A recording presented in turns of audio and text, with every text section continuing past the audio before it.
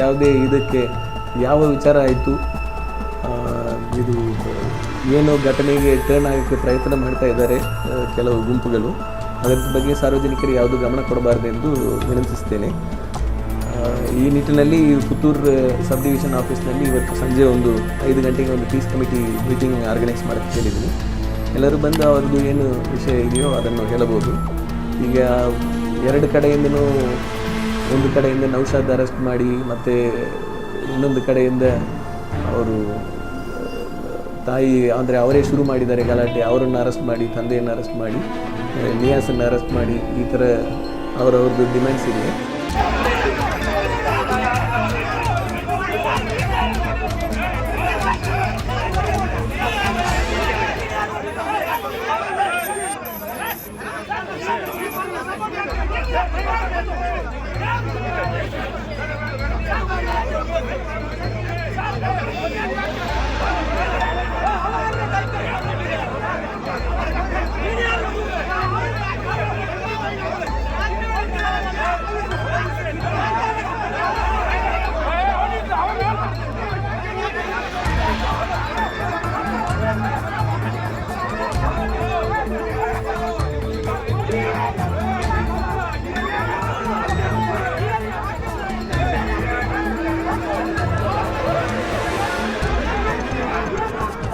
Case ದಾಖಲು ಮಾಡಿದಾಗ ಆ ಮಾಬ್ ಕ್ರಿಯೇಟ್ ಮಾಡಿ ಹಲ್ಲೆ ಮಾಡಿದವ್ರ ಮೇಲೆ, ಆ ಮಾಬ್ ಕ್ರಿಯೇಟ್ ಮಾಡಿ ಅಂಗಡಿ ಒಳಗೆ ನುಗ್ಗಿದವ್ರ ಮೇಲೆ, ಆ ಮಾಬ್ ಕ್ರಿಯೇಟ್ ಮಾಡಿ ಹಲ್ಲೆ ಮಾಡಿದವ್ರ ಮೇಲೆ ಕೇಸುಗಳಿಲ್ಲ.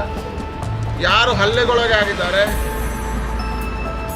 ಯಾರು ಆ ಘಟನೆಯಲ್ಲಿ ಇದಕ್ಕೆ ನೋವಾಗಿದೆ, ಅವ್ರ ಮೇಲೆ ಇವತ್ತು 307 ಕೇಸ್ ಹಾಕಿದ್ದಾರೆ. ಒಂದು ಮಹಿಳೆ ಮೇಲೆ 307, ಒಬ್ಬ ಹುಡುಗನ ತಪ್ಪಿದ್ರೆ ಬಂಧಿಸಿದ್ದಾರೆ. ತಪ್ಪಿ ನಾವೇನದನ್ನು ಸಮರ್ಥನೆ ಮಾಡ್ತಾ ಇಲ್ಲ. ಆದರೂ ಆ ಘಟನೆ ಅವ್ರ ಅಂಗಡಿಗೆ ನುಗ್ಗಿದ ಮೇಲೆ ಆಗಿರುವಂಥ ಘಟನೆ. ಹೋಗಿ ಎಲ್ಲ ಹೊಡೆದಿಲ್ಲ, ಆದರೆ ಅವನ ಮೇಲೆ 307. ಸರಿ, ಅವ್ರ ಮೇಲೆ 307 ಹಾಕಿದ್ರಿ, ಹಲ್ಲೆ ಮಾಡಿದ್ರ ಮೇಲೆ ಯಾಕೆ ಕೇಸ್ ತಗೊಳ್ಳಿಲ್ಲ? ಯಾವ ರೀತಿಯ ಕಾನೂನು ನಿಮ್ಮದು? ಯಾವ ರೀತಿಯ ಕಾನೂನು ಸುವ್ಯವಸ್ಥೆ ಇದು? ಕೇವಲ ಒಂದು ಮತದ ಮೇಲೆ, ಒಂದು ಧರ್ಮದ ಮೇಲೆ ಮಾಡತಕ್ಕಂಥ ಕೇಸುಗಳನ್ನು ಹಾಕತಕ್ಕಂಥ ಕ್ರಿಯೆಗಳಾಗಿದ್ದಾವೆ. ಹೇಳಿದರೆ ಇದಕ್ಕೆ ಯಾರ ಒತ್ತಡ ಇದೆ ಅನ್ನೋಂಥದ್ದು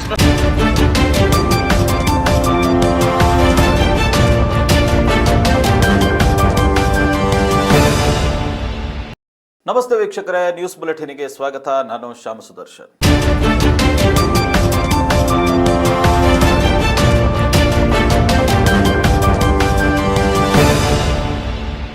ಪುತ್ತೂರು ನಗರದ ನಗರ ಠಾಣಾ ವ್ಯಾಪ್ತಿಯ ದರ್ಬೆ ಎಂಬಲ್ಲಿರುವಂಥ ಒಂದು ಲ್ಯಾಮಿನೇಷನ್ ಅಂಗಡಿಯಲ್ಲಿ ಅಥವಾ ಒಂದು ಜೆರಾಕ್ಸ್ ಅಂಗಡಿಯಲ್ಲಿ ನಡೆದಿರತಕ್ಕಂಥ ಒಂದು ಕ್ಷುಲ್ಲಕ ಕಾರಣದ ವಿಚಾರ ಇವತ್ತು ಇಡೀ ರಾಜ್ಯದಾದ್ಯಂತ ಚರ್ಚೆ ಆಗ್ತಾ ಇರುವಂತಹದ್ದು.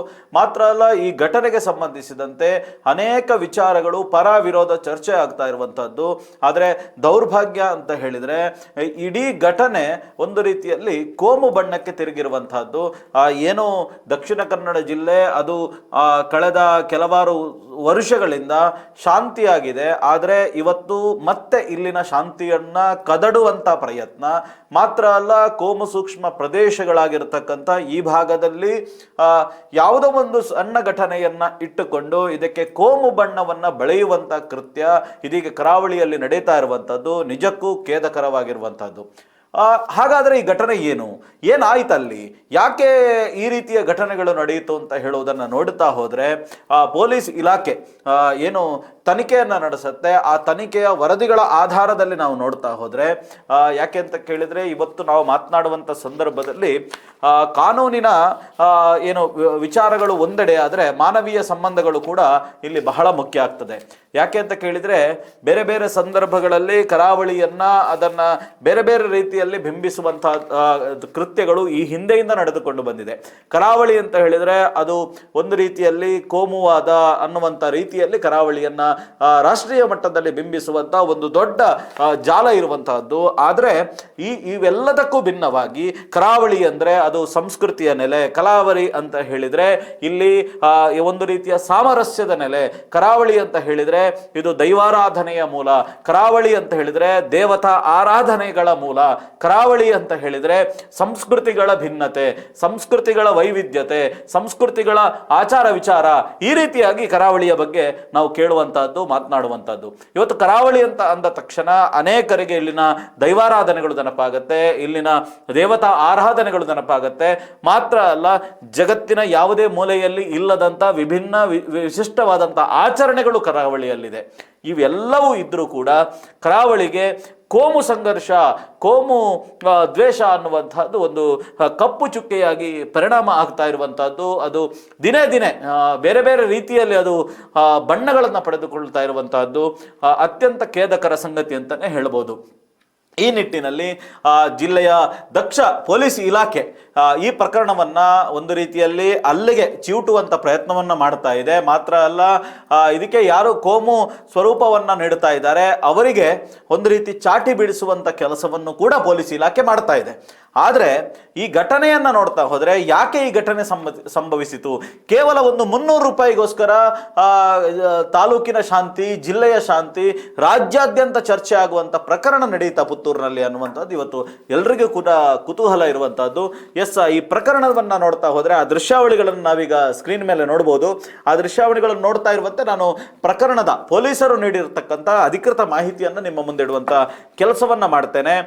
ಏನು ದಕ್ಷಿಣ ಕನ್ನಡ ಜಿಲ್ಲಾ ಪೊಲೀಸ್ ವರಿಷ್ಠಾಧಿಕಾರಿಗಳು ಏನು ಅರುಣ್ ಅವರು ಈಗಾಗಲೇ ಮಾಹಿತಿಯನ್ನ ಮಾಧ್ಯಮಗಳಿಗೆ ನೀಡಿದ್ದಾರೆ. ಸಾರ್ವಜನಿಕ ವಲಯದಲ್ಲಿ ಯಾವುದೇ ಗೊಂದಲಗಳಾಗಬಾರದು, ಸುಳ್ಳು ಸುದ್ದಿಗಳು ಪ್ರಸಾರ ಆಗಬಾರದು ಅನ್ನುವ ಏನೋ ಒಂದು ಕಾಳಜಿಯಿಂದ, ಮಾತ್ರ ಅಲ್ಲ ಜನಸಾಮಾನ್ಯರ ನಡುವೆ ಗೊಂದಲಗಳು ಸೃಷ್ಟಿಯಾಗಬಾರದು, ಅದರ ಜೊತೆಗೆ ಬಹಳ ಮಾಧ್ಯಮವಾಗಿ ಕೂಡ ನಮ್ಮ ಜವಾಬ್ದಾರಿ ಇದೆ. ಯಾಕೆಂತ ಕೇಳಿದ್ರೆ ಒಂದು ಘಟನೆ ನಡೆದಂತ ಸಂದರ್ಭದಲ್ಲಿ ಅದಕ್ಕೆ ಬೇರೆ ಬೇರೆ ರೀತಿಯ ಬಣ್ಣಗಳನ್ನ ಮೆತ್ತಿ ಈ ಘಟನೆಯನ್ನ ದಿಕ್ಕು ತಪ್ಪಿಸುವಂತ ಒಂದಷ್ಟು ಸೋಷಿಯಲ್ ಮೀಡಿಯಾ ಪೇಜ್ಗಳನ್ನು ನಾವು ಇವತ್ತು ನೋಡ್ತಾ ಇದ್ದೇವೆ.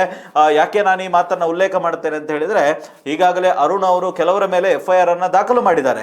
ಆದರೆ ಇನ್ನೊಂದೆಡೆ ಒಂದಷ್ಟು ಮಂದಿ, ಒಂದಷ್ಟು ಪೇಜ್ಗಳು ಇದೇ ಸಮಯ ಅಂತ ಅಂದುಕೊಂಡು ಬೇರೆ ಬೇರೆ ಘಟನೆಗಳಿಗೆ ಇದನ್ನ ತಳುಕು ಹಾಕುವಂತ ಕೃತ್ಯವನ್ನ ಮಾಡ್ತಾ ಇದ್ದಾರೆ.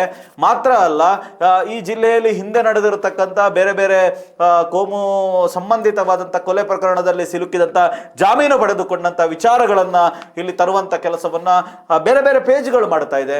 ಅವರ ವಿರುದ್ಧ ಕೂಡ ಕ್ರಮ ಆಗಬೇಕಲ್ವಾ ಅನ್ನುವಂತ ಪ್ರಶ್ನೆಗಳನ್ನು ಕೂಡ ಒಂದು ಜವಾಬ್ದಾರಿತ ಮಾಧ್ಯಮವಾಗಿ ನಾವಿವತ್ತು ಪೊಲೀಸ್ ಇಲಾಖೆ ಕೂಡ ಕೇಳುವಂತ ಕೆಲಸವನ್ನ ಮಾಡ್ತಾ ಇದ್ದೇವೆ. ಆ ದೃಶ್ಯಾವಳಿಗಳನ್ನು ನಾವೀಗ ನೋಡ್ತೇವೆ. ಮಾತ್ರ ಅಲ್ಲ, ಕೆಲವು ಪೇಜ್ಗಳ ಸ್ಕ್ರೀನ್ ಶಾಟ್ ಅನ್ನ ಎಕ್ಸ್ಕ್ಲೂಸಿವ್ಲಿ ನಾವೀಗ ಪ್ರಸಾರ ಮಾಡ್ತೇವೆ. ಯಾವ ಪೇಜ್ಗಳು ಏನೇನು ಹಾಕ್ತಾ ಇವೆ ಯಾಕೆ ಅಂತ ಕೇಳಿದ್ರೆ, ಇದು ಕೋಮು ಗಲಭೆ ಅನ್ನುವಂಥದ್ದು ಯಾವ ಕಾರಣಕ್ಕೂ ಕೂಡ ಒಂದು ಕೈಯ ಚಪ್ಪಾಳೆ ಆಗುವುದಿಲ್ಲ, ಅದು ಎರಡೂ ಕೈಯ ಚಪ್ಪಾಳೆ ಕೂಡ ಆಗುವಂತ ಸಂದರ್ಭ ಇರ್ತದೆ. ಬಹುಶಃ ಪೊಲೀಸ್ ಇಲಾಖೆ ಒಂದು ವರ್ಗದ ಮೇಲೆ ಕೇಸ್ ಮಾಡುವಂತದ್ದಲ್ಲ, ಇದರಲ್ಲಿ ಇನ್ವಾಲ್ವ್ ಆಗಿರತಕ್ಕಂತ ಯಾರ್ಯಾರು ಇದರನ್ನ ಕೋಮುವಾಗಿ ತಗೊಳ್ತಾರೆ ಅವರ ಮೇಲೂ ಕೂಡ, ಎಲ್ಲರ ಮೇಲೂ ಕೂಡ ಪ್ರಕರಣವನ್ನ, ಅದು ಇರೆಸ್ಪೆಕ್ಟಿವ್ ಆಫ್ ಏನು ನಿಮ್ಮ ಕಮ್ಯುನಿಟಿ, ಸರ್ಕಾರಗಳು ಅಥವಾ ಪಕ್ಷಗಳು ಇವೆಲ್ಲವನ್ನ ಬಿಟ್ಟು ಜಿಲ್ಲೆಯ ಶಾಂತಿ, ಜಿಲ್ಲೆಯ ಸುವ್ಯವಸ್ಥೆಯನ್ನ ಕಾಪಾಡುವ ದೃಷ್ಟಿಯಿಂದ ಪೊಲೀಸ್ ಇಲಾಖೆ ಮಾಡಬೇಕು ಮತ್ತು ಮಾಡುತ್ತೆ ಅನ್ನುವಂಥ ವಿಶ್ವಾಸ ಕೂಡ ನಮಗಿದೆ. ಆ ದೃಶ್ಯಾವಳಿಗಳನ್ನು ನಾವು ಈಗಾಗಲೇ ಆ ಸ್ಕ್ರೀನ್ ಶಾಟ್ಗಳನ್ನು ಕೆಲವನ್ನೆಲ್ಲ ಬ್ಲರ್ ಮಾಡ್ತೇವೆ, ಕೆಲವು ವರ್ಡಿಂಗ್ಸ್ ಅನ್ನ. ಯಾಕೆ ಅಂತ ಕೇಳಿದ್ರೆ, ಸಮಾಜ ಆ ಸ್ಥಿತಿಗೆ ಬಂದು ಹೋದಾಗಿದೆ. ಯಾಕೆ ಈ ರೀತಿ ಕರಾವಳಿಯಲ್ಲಿ ಆಗ್ತಾ ಇದೆ ಅಂತ ಎಲ್ಲೋ ದುಬೈಯಲ್ಲಿ ಕೂತ್ಕೊಂಡು, ಎಲ್ಲೋ ಫಾರಿನಲ್ಲಿ ಕೂತ್ಕೊಂಡು, ಎಲ್ಲೋ ಬೇರೆ ದೇಶದಲ್ಲಿ ಕೂತ್ಕೊಂಡು ಹ್ಯಾಂಡಲ್ ಮಾಡ್ತಾ ಇದ್ದಾರೆ ಈ ಪೇಜ್ಗಳನ್ನು ಅನ್ನುವಂಥ ಗುಮಾನಿ ಕೂಡ ವ್ಯಕ್ತ ಆಗ್ತಾ ಇದೆ. ಆ ಸ್ಕ್ರೀನ್ ಶಾಟ್ಗಳನ್ನು ಕೂಡ ಇಲ್ಲಿ ನಾವು ಡಿಸ್ಪ್ಲೇ ಮಾಡ್ತಾ ಇದ್ದೇವೆ. ಡಾಕ್ಟರ್ ಅರುಣ್ ಕುಮಾರ್ IPS, ನಮಗೆ ನಿಮ್ಮ ಬಗ್ಗೆ ಬಹಳ ಗೌರವ ಇದೆ ಸರ್, ಬಹಳ ವಿಶ್ವಾಸ ಇದೆ ಸರ್. ದಯಮಾಡಿ ಸರ್, ಈ ವ್ಯಕ್ತಿಗಳ ಮೇಲೆ, ಈ ಪೇಜ್ಗಳ ಮೇಲೆ ತಾವು ಕ್ರಮ ಕೈಗೊಳ್ಳುತ್ತೀರಿ ಅನ್ನುವಂಥ ವಿಶ್ವಾಸ ನಿಮ್ಮ ಮೇಲಿದೆ, ಪುತ್ತೂರು ನಗರ ಠಾಣೆಯ ಮೇಲಿದೆ. ಒಬ್ಬ ಅದ್ಭುತವಾದಂಥ ಇನ್ಸ್ಪೆಕ್ಟರ್ ಇದ್ದಾರೆ ಅಲ್ಲಿ, ಒಬ್ಬರು ಒಳ್ಳೆಯ ಪ್ರಮೋದ್ ಕುಮಾರ್ ಅನ್ನುವಂಥ DYSP ಅವರು ಪುತ್ತೂರು ಉಪವಿಭಾಗದಲ್ಲಿದ್ದಾರೆ. ಬಹುಶಃ ಅವರು ಇದಕ್ಕೆ ಕ್ರಮ ಕೈಗೊಳ್ಳುತ್ತಾರೆ ಅಂತ ನಾನು ಅಂದುಕೊಂಡಿದ್ದೇನೆ. ಸೊ ಈ ಘಟನಾವಳಿಗಳನ್ನು ನೋಡ್ತಾ ಹೋದರೆ, ಜಾಲ್ಸೂರು ಸುಳ್ಯದ ಮೂಲದ ಫಾತಿಮಾ ಅನ್ನುವಂಥ 32 ವರ್ಷದ ಮಹಿಳೆಯೊಬ್ಬರು ದೂರನ್ನು ನೀಡ್ತಾರೆ. ಅವರ ದೂರಿನಲ್ಲಿ ಏನಿದೆ ಅಂತ ಹೇಳಿದರೆ 21ನೇ ತಾರೀಕು ತನ್ನ ಸೋದರ ಹಾಗೂ ತಂಗಿಯೊಂದಿಗೆ ಪುತ್ತೂರಿಗೆ ಮಧ್ಯಾಹ್ನ ವೇಳೆ ಅವರು ಏನು ಪ್ರಿಂಟ್ ತೆಗೆದು ಲ್ಯಾಮಿನೇಷನನ್ನು ಮಾಡಿಸಲು ದರ್ಬೆಯಲ್ಲಿರುವಂಥ ಡ್ರೀಮ್ಸ್ ಏನು ಅನ್ನುವಂಥ ಜನಸೇವಾ ಕೇಂದ್ರಕ್ಕೆ ಬರ್ತಾರೆ. ಬಂದಂಥ ಸಂದರ್ಭದಲ್ಲಿ ಅಲ್ಲಿ ಏನು ಇವರು ದಾಖಲಾತಿಗಳನ್ನು ನೀಡಿರ್ತಾರೆ. ಆ ದಾಖಲಾತಿಗಳು ಅದು ಏನಾಗಿದೆ, ಹುಡಿಯಾಗಿದ್ವು ಅಥವಾ ಅದು ಹಾಳಾಗಿ ಹೋಗಿತ್ತು ಅನ್ನುವಂಥ ಒಂದು ಆರೋಪವನ್ನು ಮಾಡ್ತಾರೆ. ಒಂದು ಟೆಕ್ನಿಕಲ್ ಸಮಸ್ಯೆಗಳಿಂದಾಗಿ ಅದಾಗಿರುತ್ತೆ.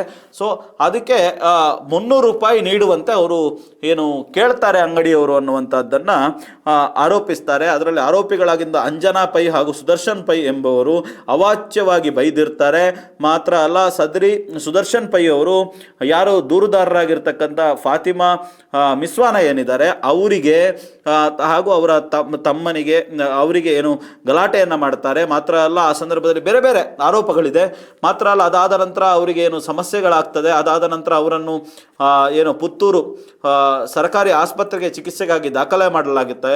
ಸೊ ಈ ಎಲ್ಲದರ ಆಧಾರದಲ್ಲಿ ಅವರು ಕೊಟ್ಟ ದೂರಿನ ಅನ್ವಯ ಏನು ಭಾರತೀಯ ಏನು ನ್ಯಾಯ ಸಂಹಿತೆ ಏನಿದೆ BNS ಆ್ಯಕ್ಟ್ ಪ್ರಕಾರ 352, ಅದೇ ರೀತಿ 115/2 ಹಾಗೆ 109 ಜೊತೆಗೆ 3/5 ಅಡಿಯಲ್ಲಿ ಏನು ಸುದರ್ಶನ್ ಪೈ ಅನ್ನುವರ ಮೇಲೆ ಪ್ರಕರಣವನ್ನು ದಾಖಲು ಮಾಡ್ತಾರೆ. ಮಾತ್ರ ಅಲ್ಲ, ಅವರನ್ನು ಈಗಾಗಲೇ ಬಂಧನವನ್ನು ಮಾಡಿ ನ್ಯಾಯಾಲಯಕ್ಕೆ ಹಾಜರುಪಡಿಸಿ ನ್ಯಾಯಾಲಯ ಅವರಿಗೆ 2/9 ತನಕ ಅಂದರೆ ಬರುವ ತಿಂಗಳು 2ನೇ ತಾರೀಕು ತನಕ JC ಅಂತ ಹೇಳ್ತೀವಿ ನ್ಯಾಯಾಂಗ ಬಂಧನವನ್ನು ಕೂಡ ಈಗಾಗಲೇ ವಿಧಿಸಿರುವಂಥದ್ದು 1ನೇ ಪ್ರಕರಣ. ಅಂದರೆ ಮೊದಲನೇ ಪ್ರಕರಣ ಅದು ಏನು ಜಾಲ್ಸೂರಿನ ನಿವಾಸಿ ಫಾತಿಮಾ ಮಿಸ್ವಾನ ಅನ್ನುವರ ದೂರಿನ ಆಧಾರದ ಮೇಲೆ ದಾಖಲಾಗಿರತಕ್ಕಂಥ ಮೊದಲನೇ ಪ್ರಕರಣ ನಗರ ಠಾಣೆಯಲ್ಲಿ ಇರುವಂತಹದ್ದು 97/2006 ಏನು FIR ಅಡಿಯಲ್ಲಿ ಇದು ದಾಖಲಾಗಿರ್ತಕ್ಕಂಥದ್ದು. ಹಾಗಾದರೆ ಇನ್ನೊಂದು ಪ್ರಕರಣ ಅಂದರೆ ಇದಾದ ಬಳಿಕ 2ನೇ ಪ್ರಕರಣ ದಾಖಲಾಗುತ್ತೆ. ಆ 2ನೇ ಪ್ರಕರಣ ಏನು ಅಂತ ನೋಡ್ತಾ ಹೋದರೆ ಪುತ್ತೂರು ಕಸಬದ ನಿವಾಸಿಯಾಗಿರ್ತಕ್ಕಂಥ ಅಂಜನಾ ಪೈ ಅವರು 50 ವರ್ಷ ಇವರಿಗೆ ಯಾರು ಈ ಅಂಗಡಿಯ ಮಾಲಕಿ ಯಾರಿದ್ದಾರೆ ಅವರು ಅಂಜನಾ ಪೈ ಅವರು ನೀಡಿರ್ತಕ್ಕಂಥ ಏನು ದೂರಿನ ಆಧಾರದಲ್ಲಿ ದಾಖಲಾಗಿರ್ತಕ್ಕಂಥದ್ದು 2ನೇ ಪ್ರಕರಣ. ಅದು ಕೂಡ ಪುತ್ತೂರು ನಗರ ಠಾಣೆಯಲ್ಲಿ ದಾಖಲಾಗಿರುತ್ತೆ. ಸೊ ಈ ಪ್ರಕರಣದಲ್ಲಿ ಅವ್ರು ಹೇಳ್ತಾರೆ, ನಾನು ಡ್ರೀಮ್ಸ್ ಅನ್ನುವಂಥ ಜನಸೇವಾ ಕೇಂದ್ರವನ್ನು ನಡೆಸ್ತಾ ಇದ್ದೇನೆ. ಸೊ ಅವರ ಬಗ್ಗೆ ಹೇಳ್ತಾರೆ. ಅವರು 21ನೇ ತಾರೀಕಿನಂದು ಮಹಿಳೆಯೊಬ್ಬರು ಬರ್ತಾರೆ, ಲ್ಯಾಮಿನೇಷನ್ಗಾಗಿ ದಾಖಲೆಗಳನ್ನು ನೀಡುತ್ತಾರೆ. ತಾಂತ್ರಿಕ ದೋಷದಿಂದ ಅದು ಹುಡಿಯಾಗಿರುತ್ತೆ. ಸೊ ಇದಕ್ಕೆ ಆ ಮಹಿಳೆ ನನ್ನ ಜೊತೆ ಗಲಾಟೆ ಮಾಡ್ತಾರೆ. ಮಾತ್ರ ಅಲ್ಲ, ಸಂಜೆ ವೇಳೆಗೆ ಅಂಗಡಿಗೆ ಯಾರು ಸಂಬಂಧಿತ ಫಿರ್ಯಾದಿದಾರರ ತಿಳಿಸಿದ ಮೇರೆಗೆ ಅಂದರೆ ಅವ್ರು ಏನು ಹೇಳಿರ್ತಾರೆ ಅದರ ಆಧಾರದಲ್ಲಿ ಯಾರು ಈ ಆರೋಪ ಯಾರ ಮೇಲೆ ಇವರು ಆರೋಪ ಮಾಡ್ತಾರೆ ಅವರು ಅಂಗಡಿಗೆ 2 ಜನ ಹೆಂಗಸರು ಮತ್ತು ಒಬ್ಬ ಗಂಡಸಿನ ಜೊತೆಗೆ ಬಂದು ಗಲಾಟೆ ನಡೆಸ್ತಾರೆ. ಮಾತ್ರ ಅಲ್ಲ, ದಾಖಲಾತಿಗಳನ್ನು ನೀಡಿ ಅಥವಾ 10,000 ರೂಪಾಯಿ ಹಣವನ್ನು ಕೊಡಬೇಕು ಅನ್ನುವಂಥ ಬೇಡಿಕೆಯನ್ನು ಇಡ್ತಾರೆ ಅನ್ನುವಂಥ ಆರೋಪವನ್ನು ಯಾರು ಅಂಜನಾ ಪೈ ಅವರು ಮಾಡ್ತಾರೆ.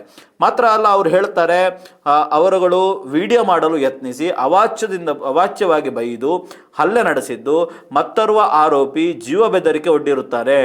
ಈ ಆರೋಪಿಗಳಾದ ಫಾತಿಮಾ ಮಿಸ್ವಾನ, ಮುಬಾಶಿರಾ, ಮುಬಾರಿಶ್ ಹಾಗೂ ನೌಷದ್ ಎಂಬುವರ ವಿರುದ್ಧ ನೀಡಿದ ದೂರಿನ ಮೇರೆಗೆ ಪುತ್ತೂರು ನಗರ ಠಾಣೆಯಲ್ಲಿ ನಾನು ಆಗಲೇ ಹೇಳಿದೆ ಅದು 97 ಯಾವುದು ಮೊದಲನೇ ಕಂಪ್ಲೇಂಟ್ ಏನಿತ್ತು ಅದು 97, ಇದು 98/2026.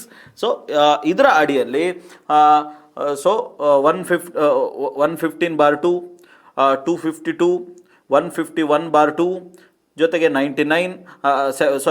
79 ಹಾಗೂ 3/5 ಅಂದರೆ ಆಲ್ಮೋಸ್ಟ್ ಸೇಮ್ ಸೆಕ್ಷನ್ಗಳು ಅಡಿಯಲ್ಲಿ ಏನು ಪ್ರಕರಣ ದಾಖಲಾಗುತ್ತೆ. ಬಹುಶಃ ಒಂದು ಸೆಕ್ಷನ್ ಏನು ವ್ಯತ್ಯಾಸ ಇದೆ, ಅದು 351/2 ಅದು ಒಂದು ಈ ಕಂಪ್ಲೇಂಟ್ನಲ್ಲಿ ಆ್ಯಡ್ ಆಗಿರುವಂಥದ್ದು. ಸೊ ನಾವು ಇಲ್ಲಿ ನೋಡೋದಾದರೆ ಸೊ ಇದರ ಅಡಿಯಲ್ಲಿ ಪ್ರಕರಣ ದಾಖಲಾಗುತ್ತೆ. ಪ್ರಕರಣ ದಾಖಲು ಮಾಡಿಕೊಂಡಂಥ ಪೊಲೀಸರು ಏನು ತನಿಖೆಯನ್ನು ನಡೆಸ್ತಾ ಇದ್ದಾರೆ, ಆಸ್ಪತ್ರೆಗಳಿಗೆ ಭೇಟಿ ನೀಡುವಂಥದ್ದು. ಯಾಕೆಂತ ಕೇಳಿದರೆ ಅಂಜನಾ ಪೈ ಅವರಿಗೆ ತೀವ್ರವಾದಂಥ ಏನು ಮುರಿತ ಆಗಿರುವಂಥದ್ದು. ಸೊ ಆ ಕಾರಣಕ್ಕಾಗಿ ಅವರು ಆಸ್ಪತ್ರೆಯಲ್ಲಿ ಚಿಕಿತ್ಸೆಯನ್ನು ಪಡೀತಾ ಇದ್ದಾರೆ. ಸೊ ಅವರನ್ನು ಭೇಟಿ ಮಾಡಿ ಅವರ ಏನು ಹೇಳಿಕೆಯನ್ನು ಪಡ್ಕೊಂಡು ಪ್ರಕರಣವನ್ನು ಪೊಲೀಸರು ಪೊಲೀಸರು ದಾಖಲು ಮಾಡಿದ್ದಾರೆ. ಇದರ ಜೊತೆಗೆ ಇನ್ನೊಂದು ಪ್ರಕರಣ, ಮೂರನೇ ಪ್ರಕರಣ ದಾಖಲಾಗುತ್ತೆ ಪುತ್ತೂರು ನಗರ ಠಾಣೆಯಲ್ಲಿ ದಾಖಲಾಗಿರುವಂಥದ್ದು. ಈ ಪ್ರಕರಣ ಸ್ವಯಂ ಪ್ರೇರಿತ ಕೇಸ್, ಅಂದರೆ ಪೊಲೀಸರು ಸೋಮೋಟವಾಗಿ ದಾಖಲಿಸಿಕೊಂಡಂಥ ಕೇಸ್. ಇದು ಕರ್ತವ್ಯಕ್ಕೆ ಅಡ್ಡಿ ಅನ್ನುವಂಥದ್ದು ನಾವೀಗಾಗಲೇ ನೋಡಿದ್ದೇವೆ. ದೃಶ್ಯಾವಳಿಗಳು ಇಡೀ ರಾಜ್ಯಾದ್ಯಂತ ವೈರಲ್ ಆಗಿದೆ. ಪರ ವಿರೋಧ, ಅಯ್ಯೋ, ಚರ್ಚೆಗಳ ಮೇಲೆ ಚರ್ಚೆಗಳಾಗ್ತಾ ಇದೆ.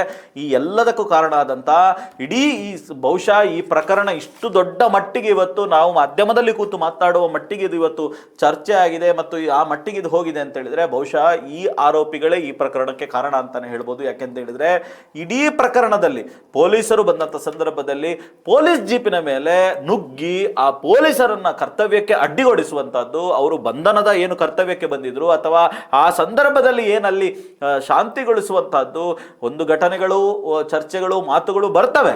ಆದರೆ ಅದನ್ನ ಒಂದು ರೀತಿಯಲ್ಲಿ ಕಾನೂನಿನ ಹಂತವನ್ನ ಮೀರಿ, ಅದು ಕಾನೂನಿನ ಚೌಕಟ್ಟನ್ನ ಮೀರಿ ಕಾನೂನು ಕೈಗೆತ್ತಿಕೊಳ್ಳುವಂತಹ ಹಂತಕ್ಕೆ ಇದು ತಲುಪ್ತದೆ ಅಂತಾದ್ರೆ ಬಹುಶಃ ನಮ್ಗೆ ಆ ದೃಶ್ಯ ನೋಡುವಾಗ ಒಬ್ಬ ಮಾಧ್ಯಮದವನಾಗಿ ಅನೇಕ ಕ್ರೈಮ್ ಸೀನ್ಗಳನ್ನ ನೋಡಿದ್ದೇನೆ, ಅನೇಕ ಕ್ರೈಮ್ ವರದಿಗಾರಿಕೆಗಳನ್ನ ನಾನು ಮಾಡಿದ್ದೇನೆ. ಬಹುಶಃ ಪುತ್ತೂರಿನಲ್ಲಿ ಇಂಥ ಘಟನೆ ನಡೆಯುವಂತ ಸಂದರ್ಭದಲ್ಲಿ ನಮಗೂ ಕೂಡ ಆತಂಕದ ಒಂದು ವಾತಾವರಣ. ಯಾಕೆಂತ ಕೇಳಿದ್ರೆ ಪೊಲೀಸರ ಎದುರು ಪೊಲೀಸ್ ಜೀಪಿನಲ್ಲಿ ಕೂತಿರುವಂತ ಸಂದರ್ಭದಲ್ಲಿ ಹಲ್ಲೆ ನಡೆಸುವಂತಹದ್ದು ಅಂತ ಹೇಳಿದ್ರೆ ಎಷ್ಟರ ಮಟ್ಟಿಗೆ ಕಾನೂನು ಸುವ್ಯವಸ್ಥೆಯ ಬಗ್ಗೆ ಭಯ ಇದೆ ಜನರಿಗೆ ಅನ್ನುವಂಥದ್ದು. ಬಹುಶಃ ಇದರ ಬಗ್ಗೆ ಜಾಗೃತಿ ಮೂಡಿಸಲಿಕ್ಕೆ, ಇದರ ಬಗ್ಗೆ ಬಹುಶಃ ಇನ್ನಷ್ಟು ಎಚ್ಚರಿಕೆಯನ್ನ ಮೂಡಿಸಲಿಕ್ಕೆ ಪೊಲೀಸ್ ಇಲಾಖೆ ಈ ಪ್ರಕರಣವನ್ನ ದಾಖಲು ಮಾಡಿದೆ ಅಂತ ನಾನು ಅಂದುಕೊಳ್ತೇನೆ. ಯಾಕೆಂದ್ರೆ ಸೋಮೋಟೋ ಕೇಸ್ ಇದು. ನಾನಾಗಲೇ ಹೇಳಿದೆ, ವೃತ್ತ ನಿರೀಕ್ಷಕರು ಸ್ವತಃ ಖುದ್ದು ತಾವೇ ಫೀಲ್ಡ್ಗೆ ಇಳಿದು ಲಾಠಿ ಹಿಡ್ಕೊಂಡು ಹೋಗ್ತಾ ಇದ್ರು. ದಕ್ಷ ಅಧಿಕಾರಿ ಜಾನ್ಸನ್ ಡಿಸೋಜಾ ಅವರು, ನಾನು ಅವರಿಗೆ ಅಭಿನಂದನೆ ಹೇಳ್ತೇನೆ. ಜಾನ್ಸನ್ ಡಿಸೋಜಾ ಅವರು ನಿಷ್ಪಕ್ಷಪಾತವಾಗಿ ಪುತ್ತೂರಿಗೆ ಬಂದಂಥ ಸಂದರ್ಭದಲ್ಲಿ ಪುತ್ತೂರು ನಗರ ಠಾಣೆಯಲ್ಲಿ ನಿಷ್ಪಕ್ಷಪಾತವಾಗಿ ಅನೇಕ ಪ್ರಕರಣಗಳನ್ನು ಭೇದಿಸಿರುವಂತಹದ್ದು ಜಾನ್ಸನ್ ಅವರು. ಈ ಹಿಂದೆ ಬಂಟ್ವಾಳದಲ್ಲಿ ಕೂಡ ಅವರು ಕೆಲಸವನ್ನ ಮಾಡಿದಂಥವರು. ಸೊ ಅವರ ಹಿನ್ನೆಲೆ ಅದು ಅತ್ಯಂತ ಏನು ಶುದ್ಧ ಹಸ್ತರು, ಬಹಳ ಕ್ಲೀನ್ ಹ್ಯಾಂಡ್ ಅಂತ ನಾವೇನು ಕರಿತೇವೆ. ಮತ್ತು ದಕ್ಷ ಪೊಲೀಸ್ ಆಫೀಸರ್ಗಳ ಪಟ್ಟಿಯಲ್ಲಿ ಜಾನ್ಸನ್ ಡಿಸೋಜಾ ಅವರು ಬರ್ತಾರೆ. ಅವರು ಬಹಳ ನೀಟಾಗಿ ಇದನ್ನು ಹ್ಯಾಂಡಲ್ ಮಾಡ್ತಾರೆ ಈ ಪ್ರಕರಣವನ್ನು.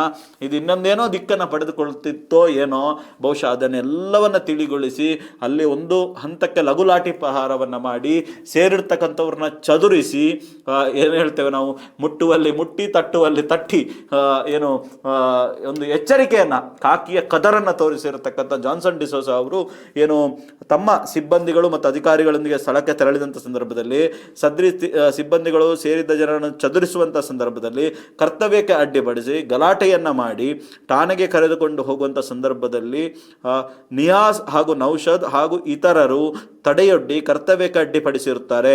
ಈ ಸಂಬಂಧವಾಗಿ 99 ಅಂದರೆ 97, 98 ಹಾಗೂ ಇದು 99 ಕ್ರೈಮ್ ನಂಬರಲ್ಲಿ ಏನು ಪ್ರಕರಣ ದಾಖಲಾಗತ್ತೆ. ಅದರಲ್ಲಿ 132 ಆಲ್ಮೋಸ್ಟ್ ಕರ್ತವ್ಯಕ್ಕೆ ಅಡ್ಡಿ ಬರುವಂಥದ್ದು BNS ಅಲ್ಲಿ ಅದೇ. ಸೊ 121/1 ಜೊತೆಗೆ 3/5 BNS ಆ್ಯಕ್ಟ್ ಅಡಿಯಲ್ಲಿ ಇವತ್ತು 3 ಪ್ರಕರಣಗಳು ದಾಖಲಾಗಿದೆ. ಈ 3 ಪ್ರಕರಣವನ್ನು ದಾಖಲಿಸಿಕೊಂಡಂಥ ಪೊಲೀಸರು ಈಗಾಗಲೇ ಸುದರ್ಶನ್ ಪೈ ಅವ್ರನ್ನ ಬಂಧನ ಮಾಡಿದ್ದಾರೆ. ಇನ್ನುಳಿದ ಕಂಪ್ಲೇಂಟ್ನಲ್ಲಿ ಆಧಾರ ಇರುವಂಥವರಿಗೆ ನೋಟಿಸ್ ಮಾಡಿದ್ದೇನೆ ಅಂತ SP ಅವರು ಹೇಳಿದ್ದಾರೆ. ಖುದ್ದು SP ಅವರೇ ಪುತ್ತೂರು ಠಾಣೆಗೆ ಬಂದಿದ್ರು, ಪತ್ರಿಕಾಗೋಷ್ಠಿಯನ್ನು ನಡೆಸಿದ್ದಾರೆ. ಮಾಧ್ಯಮಗಳ ಜೊತೆ SP ಅರುಣ್ ಕುಮಾರ್ ಅವರು, ಡಾಕ್ಟರ್ ಅರುಣ್ ಕುಮಾರ್ IPS ಉಡುಪಿಯಲ್ಲಿದ್ದರು. ಇಲ್ಲಿ ಕೋಮು ಗಲಭೆಗಳು ನಡೆಯಿತು, ಇಲ್ಲಿ ಮರ್ಡರ್ಗಳಾಯಿತು. ಆ ಸಂದರ್ಭದಲ್ಲಿ ಅವರನ್ನ ಸರ್ಕಾರ ದಕ್ಷಿಣ ಕನ್ನಡ ಜಿಲ್ಲೆಯನ್ನ ಶಾಂತಿ ಸುವ್ಯವಸ್ಥೆಯಲ್ಲಿ ಇಟ್ಕೊಳ್ತಾರೆ, ದಕ್ಷರಿದ್ದಾರೆ ಅನ್ನುವ ಕಾರಣಕ್ಕಾಗಿ ದಕ್ಷಿಣ ಕನ್ನಡ ಜಿಲ್ಲೆಗೆ ಅವರನ್ನು ವರ್ಗಾವಣೆ ಮಾಡಿತ್ತು. ಸೊ ಆ ಸಂದರ್ಭದಲ್ಲಿ ಇಲ್ಲಿ ಚಾರ್ಜ್ ತಗೊಂಡಂತ ಅವರು ದಕ್ಷಿಣ ಕನ್ನಡ ಜಿಲ್ಲೆಯಲ್ಲಿ ಬಹುಶಃ ಕೋಮು ಗಲಭೆ ಮತ್ತು ಗಲಾಟೆ ಆ ಸಂದರ್ಭದಲ್ಲಿ ಅವೆಲ್ಲವನ್ನ ಕಂಟ್ರೋಲ್ಗೆ ತರುವಂತ ಕೆಲಸವನ್ನ ಮಾಡಿದ್ರು. ಪುತ್ತೂರಿನಲ್ಲಿ ಇವತ್ತು ಸುದ್ದಿಗೋಷ್ಠಿಯಲ್ಲಿ ಮಾತನಾಡಿದ್ದಾರೆ. SP ಅವರು ಏನು ಹೇಳಿದ್ದಾರೆ ಕೇಳ್ಕೊಂಡು ಬರೋಣ ಬನ್ನಿ. 21ನೇ ತಾರೀಕು ಇದು ಪುತ್ತೂರಿನಲ್ಲಿ ಇರುವ ದರ್ಬೆನಲ್ಲಿ ಒಂದು ಗಲಾಟೆ ಆಗಿದೆ.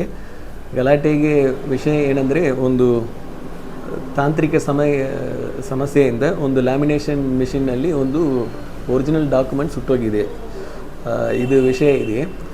ಇದರಲ್ಲಿ ಸುಳ್ಯದಿಂದ ಬಂದ 3 ಜನ ಅವರು ಒರಿಜಿನಲ್ ಡಾಕ್ಯುಮೆಂಟನ್ನು ಕೊಟ್ಟು ಹೋಗ್ತಾರೆ. ನಂತರ ಲ್ಯಾಮಿನೇಷನ್ ಮಿಷಿನ್ನಲ್ಲಿ ಸುಟ್ಟೋಗಿದ್ದರಿಂದ ಅವರು ಬಂದು ನಮಗೆ ಕಾಂಪನ್ಸೇಷನ್ ಬೇಕು ಎಂದು ಕೇಳ್ತಾರೆ. ಆ ಟೈಮ್ನಲ್ಲಿ ಅವರು ಇಬ್ಬರಿಗೂ ಮಧ್ಯದಲ್ಲಿ ಮಾತುಕತೆ ಆಗ್ತಾ ಇದೆ. ಅವರು ಒರಿಜಿನಲ್ ಡಾಕ್ಯುಮೆಂಟ್ ಕೊಟ್ಟ ಗ್ರಾಹಕರು ಜೋರಾಗಿ ಮಾತಾಡ್ತಾ ಇದ್ದಾರೆ. ಅದನ್ನು ವಿಡಿಯೋ ರೆಕಾರ್ಡ್ ಮಾಡೋಕ್ಕೆ ಅವರು ಗ್ರಾಹಕರು ಪ್ರಯತ್ನ ಮಾಡುವಾಗ ಅಂಗಡಿ ಮಾಲೀಕರು ಅವರು ಸ್ವಲ್ಪ ಅವರಿಗೆ ಕೈಯಿಂದ ಅಸಾಲ್ಟ್ ಮಾಡಿದ್ದಾರೆ. ಮತ್ತು ಅಲ್ಲಿ ಅವರು ತಲೆಯನ್ನು ಇಟ್ಟು ಗ್ಲಾಸಿಗೆ ಗುದ್ದಿದ್ದಾರೆ ಎಂದು ದೂರು ಕೊಟ್ಟಿದ್ದಾರೆ. ಅದೇ ರೀತಿಯಲ್ಲಿ ಇನ್ನೊಂದು ಪ್ರಕರಣ ಅವರು ಅಂಗಡಿ ಓನರ್ ಅವರು ಕಂಪ್ಲೇಂಟನ್ನು ಕೊಟ್ಟಿದ್ದಾರೆ. ಅಕ್ಷತಾ ರಾಯ್ ಎಂದು ಅವರು ದೂರನ್ನು ಕೊಟ್ಟಿದ್ದಾರೆ, ನಮಗೆ ಹಲ್ಲೆ ಮಾಡಿದ್ದಾರೆ ಎಂದು. ಇನ್ನೊಂದು ಪ್ರಕರಣ ಆರೋಪಿಯನ್ನು ಪೊಲೀಸವರು ಕರ್ಕೊಂಡು ಬಂದು ಗಾಡಿನಲ್ಲಿ ಹತ್ತಿಸಿದ್ದಾಗ ಅವಾಗ ಒಂದು ಪಾರ್ಷಿಯಲ್ ವಿಡಿಯೋ ಸಿಕ್ಕಿದೆ. ಅದರಲ್ಲಿ ನೌಶಾದ್ ಎಂದು ಒಂದು ವ್ಯಕ್ತಿ ಗಾಡಿಯೊಳಗೆ ಹೋಗಿದ್ದಂಗೆ ಇದೆ. ಸೊ ಅದರಲ್ಲಿ ಈಗ ಒಂದು 2 ವರ್ಷನ್ ಬಂದಿದೆ. ಸೊ ಅದನ್ನು ವೆರಿಫೈ ಮಾಡ್ತಾ ಇದ್ದೀವಿ ನಾವು. ಮತ್ತು ಈ ನಿಟ್ಟಿನಲ್ಲಿ 3 ಪ್ರಕರಣಗಳು ದಾಖಲಾಗಿರುವುದು ಕಂಡುಬಂದಿದೆ. ಅದರಲ್ಲಿ ಕೆಲವೊಬ್ಬರು ಈಗ ಅದನ್ನು ಕಮ್ಯುನಲ್ ಕಲರ್ ಕೊಡಲಿಕ್ಕೆ ಪ್ರಯತ್ನ ಮಾಡಿರೋದು ಕಂಡುಬಂದಿದೆ.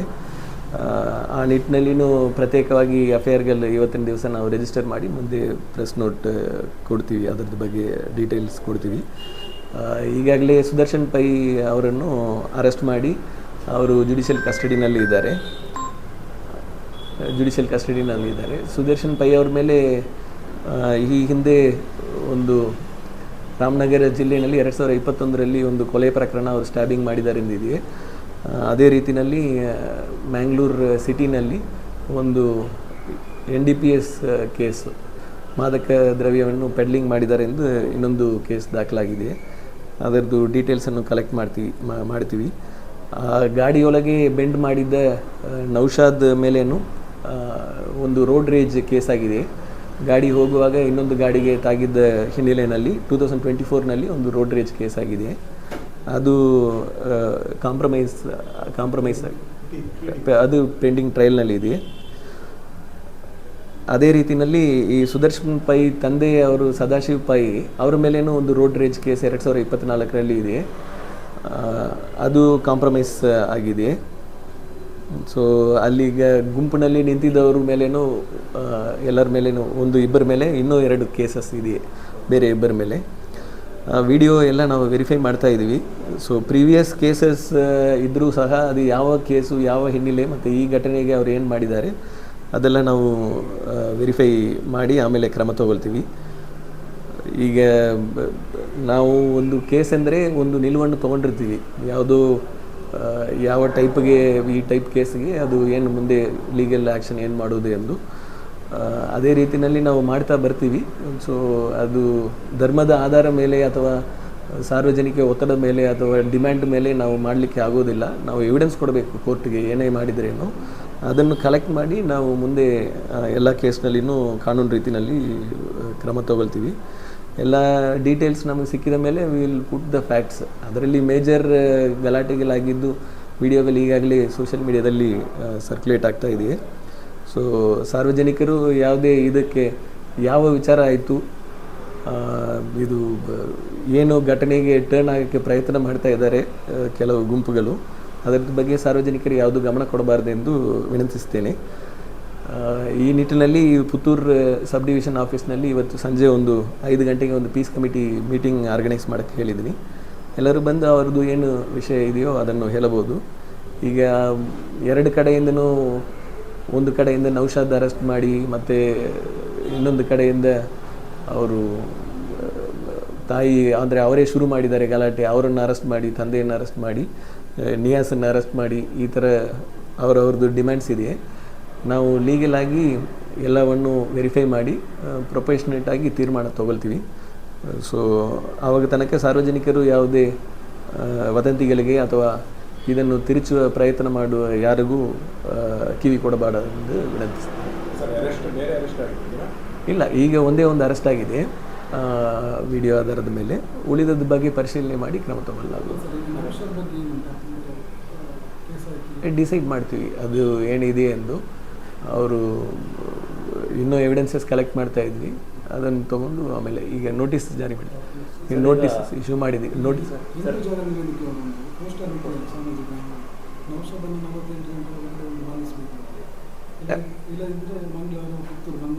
ಬಂದ್ ಅಂದರೆ ಅದು ಇಲ್ಲಿಗಲ್ ಇದೆ, ಅವ್ರ ಮೇಲೆ ಸೂಕ್ತ ಕಾನೂನು ಕ್ರಮ ತಗೊಳ್ತೀವಿ. ಅದೇನು ಏನು ಪರಿಶೀಲನೆ ಮಾಡಿ. ಪೊಲೀಸ್ ಕರ್ತವ್ಯಕ್ಕೆ ಅಡ್ಡಿ ಅಂತ ಹೇಳೋದು ದರ್ಬೆ ಇಲ್ಲದ ಘಟನೆಗೆ ಮಾತ್ರ ಬೇರೆ ಏನಾದರೂ ದರ್ಬೆನಲ್ಲಿ ಆಗಿದ್ದ ಘಟನೆಗೆ ಬೇರೆ ಸರ್ಕಾರಿ ಆಸ್ಪತ್ರೆಯಲ್ಲಿ ಇಲ್ಲ, ಸರ್ಕಾರಿ ಹಾಸ್ಪಿಟಲ್ನಲ್ಲಿ ಏನೋ ಆಗಿದೆ ಎಂದು ಒಂದು ವದಂತಿ ಬಂದಿದೆ. ಅದನ್ನು CCTV ಫುಟೇಜನ್ನು ವೆರಿಫೈ ಮಾಡಿದ್ದೀವಿ. ಅಲ್ಲಿ ಇದ್ದ CCTV ಫುಟೇಜನ್ನು ಅಲ್ಲಿ ಲಾಠಿ ಚಾರ್ಜ್ ಮಾಡಿದ ಪೊಲೀಸರು ಇಲ್ಲಿ ಲಾಠಿ ಚಾರ್ಜ್ ಮಾಡಿದ ಪೊಲೀಸರು ಅಲ್ಲಿ ಹೋಗಿದ್ದಾರೆ. ಅಲ್ಲಿಗೆ ಅದಕ್ಕೆ ಪಬ್ಲಿಕ್ ಅಂದರೆ ಅಲ್ಲಿ ಇದ್ದವರು ಅವರು ಇವರು ಕುಡಿದಿದ್ದಾರೆ ಪೊಲೀಸ್ನವರು ಇಲ್ಲಿ ಇರಬಾರದು ಎಂದು ಹೇಳಿದ್ದಾರೆ. ಅದು ವಾದ ಬಂದ ಮೇಲೆ ಇನ್ಸ್ಪೆಕ್ಟರು ಅಲ್ಲೇ ಇದ್ದರು. ಅವರು ಇಲ್ಲ, ನೀವು ಗಾಡಿನಲ್ಲಿ ಹೋಗಿ ಪ್ರಾಬ್ಲಮ್ ಅನ್ನೆಸರಿ ಎಸ್ಕಲೇಟ್ ಮಾಡಬೇಡ ಎಂದು ಹೇಳಿ ಕಳಿಸಿದ್ದಾರೆ. ಅಲ್ಲಿ ಯಾವುದೇ ಅಸಾಲ್ಟ್ ಅಥವಾ ಸಿಬ್ಬಂದಿಗಳು ಮಾತಾಡಿದ್ದೀನಿ ಈಗ ಬಂದು, ಅದರಲ್ಲಿ ಯಾವುದೇ ಅಸಾಲ್ಟ್ ಆ ಥರ ಯಾವುದು ಕಂಪ್ಲೇಂಟ್ ಇಲ್ಲ, ಅದು ಸುಳ್ಳಿದೆಯೇ. ಅದು ಕೂಡ ಒಂದು ಕರ್ತವ್ಯಕ್ಕೆ ಅಡ್ಡಿ ಅಂತ ಆಗುತ್ತೆ. ಇಲ್ಲ, ಮಾತಾಡಿದರೆ ಕರ್ತವ್ಯಕ್ಕೆ ಅಡ್ಡಿ ಅಂದರೆ ಇನ್ನು ನಾವು ಜಾಸ್ತಿ ಕೇಸಸ್ ಮಾಡಬೇಕಾಗಿದೆ. ಅಂದರೆ ನಮ್ಮ ಕರ್ತವ್ಯ, ನಾವು ವಿಡಿಯೋ ಸ್ಟೇಟ್ಮೆಂಟ್ ಮಾಡೋಕ್ಕೆ ಹೋಗಿದ್ದೀವಿ. ನಮ್ಮ ಕರ್ತವ್ಯ ಅಲ್ಲಿ ಏನಿತ್ತು ವಿಡಿಯೋ ಸ್ಟೇಟ್ಮೆಂಟ್ ಮಾಡೋಕ್ಕೆ ಹೋಗಿದ್ದೀವಿ. ನಾವು ವಿಡಿಯೋ ಸ್ಟೇಟ್ಮೆಂಟ್ ಮಾಡಲಿಕ್ಕೆ ಯಾರು ಅಡ್ಡಿ ಮಾಡಲಿಲ್ಲ. ಇಲ್ಲಿ ಪುತ್ತೂರಿನಲ್ಲಿ ಏನು ಕೇಸ್ ಮಾಡಿದ್ವಿ, ನಮ್ಮ ಕರ್ತವ್ಯ ಅರೆಸ್ಟ್ ಮಾಡಿ ಕರ್ಕೊಂಡು ಬರೋದು. ಅದರಲ್ಲಿ ಇನ್ಸಿಡೆಂಟ್ ಆಗಿದೆ ಅಂದರೆ ಅದು ವಿಡಿಯೋದಲ್ಲಿ ಇರೋದು, ಅದನ್ನು ವೆರಿಫೈ ಮಾಡಿ ಕ್ರಮ ತಗೊಳ್ತೀವಿ.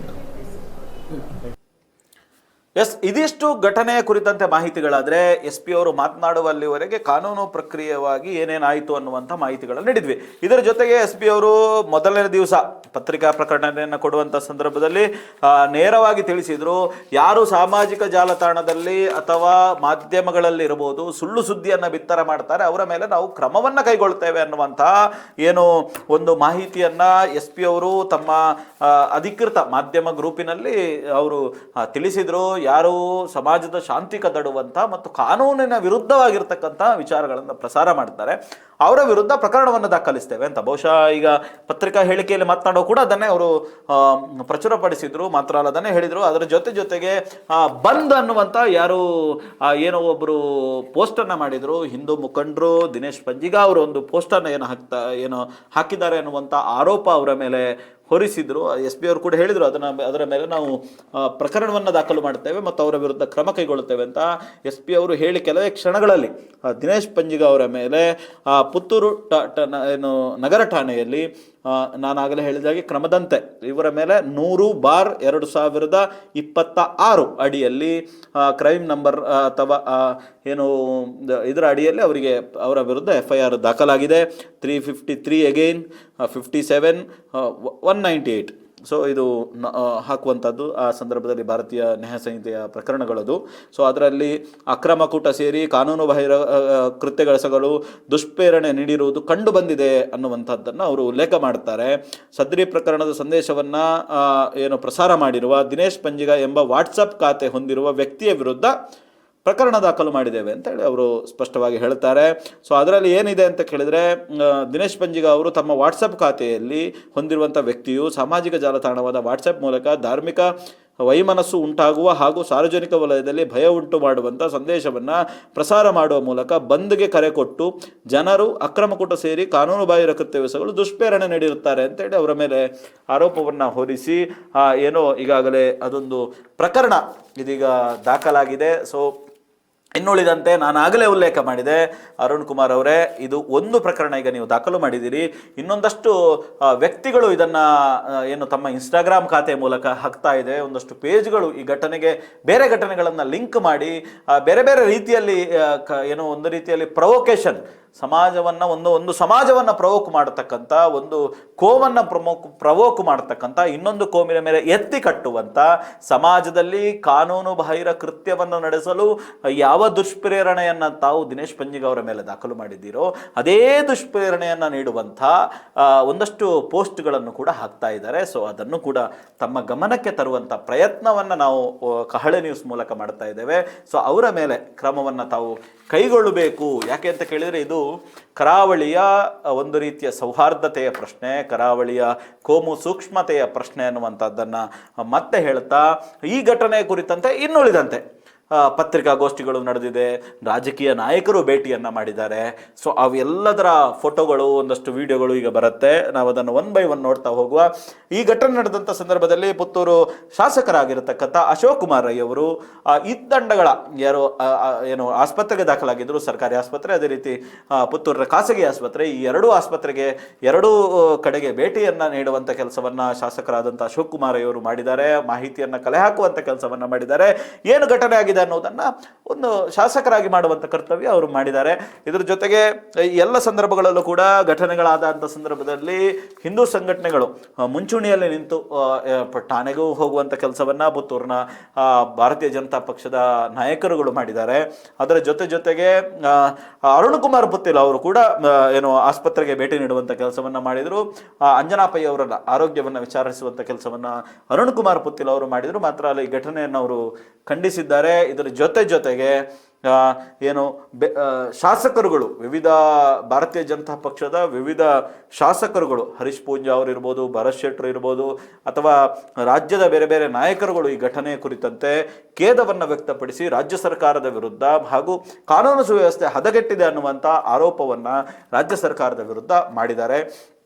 ಇದಾದ ಬಳಿಕ ಪುತ್ತೂರಿನಲ್ಲಿ ನಿನ್ನೆ ಹಿಂದೂ ಜಾಗರಣ ವೇದಿಕೆ ಪತ್ರಿಕಾಗೋಷ್ಠಿಯನ್ನು ಮಾಡಿದೆ. ಯಾರು ಈ ಏನು ಪೊಲೀಸರ ಕರ್ತವ್ಯಕ್ಕೆ ಅಡ್ಡಿಪಡಿಸಿದಂಥವರು, ಗುಂಪು ಸೇರಿದಂಥವರು ಮತ್ತು ಈ ದಾಖಲಾದ FIRಗಳಲ್ಲಿ ಯಾರು ಆರೋಪಿತರಿದ್ದಾರೆ ಅವರನ್ನು 48 ಗಂಟೆಗಳ ಒಳಗೆ ಬಂಧನ ಮಾಡಬೇಕು ಎನ್ನುವಂಥ ಒಂದು ಗಡುವನ್ನು ಕೂಡ ಹಿಂದೂ ಜಾಗರಣ ವೇದಿಕೆ ನೀಡಿರುವಂಥದ್ದು.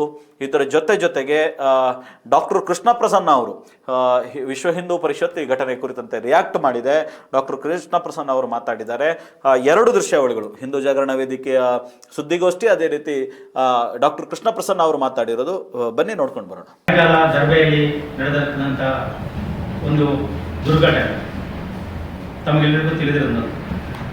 ಯಾವುದೋ ಪರವಿನ ಸುಳ್ಯದ ಇಬ್ಬರು ಮಹಿಳೆಯರು, ಒಬ್ಬರು ಮಹಿಳೆ ಮತ್ತು ಅವರ ಗಂಡ, ನಮ್ಮ ದರ್ಬೆಯ ಸದಾಶಿವ ಪೈ ಮತ್ತು ಅಂಜನಾ ಪೈ ಅವರ ಮಾಲೀಕತ್ವದ ಜನಸ್ನೇಹಿ ಕೇಂದ್ರಕ್ಕೆ ಬಂದು ಏನು ಜೆರಾಕ್ಸ್ ಮಾಡಬೇಕು ಅಂತಕ್ಕಂಥ ವಿಚಾರದಲ್ಲಿ ಅಲ್ಲಿ ಜೆರಾಕ್ಸ್ ಲ್ಯಾಮಿನೇಷನ್ ಮಾಡ್ತಕ್ಕಂಥ ಸಂದರ್ಭದಲ್ಲಿ ಏನೋ ಒಂದು ಸಣ್ಣ ಗೊಂದಲ ಉಂಟಾಗಿ ಸಣ್ಣ ಮಾತಿನ ಚಕಮಕಿ ನಡೆದಕ್ಕಂಥ ಸಂದರ್ಭದಲ್ಲಿ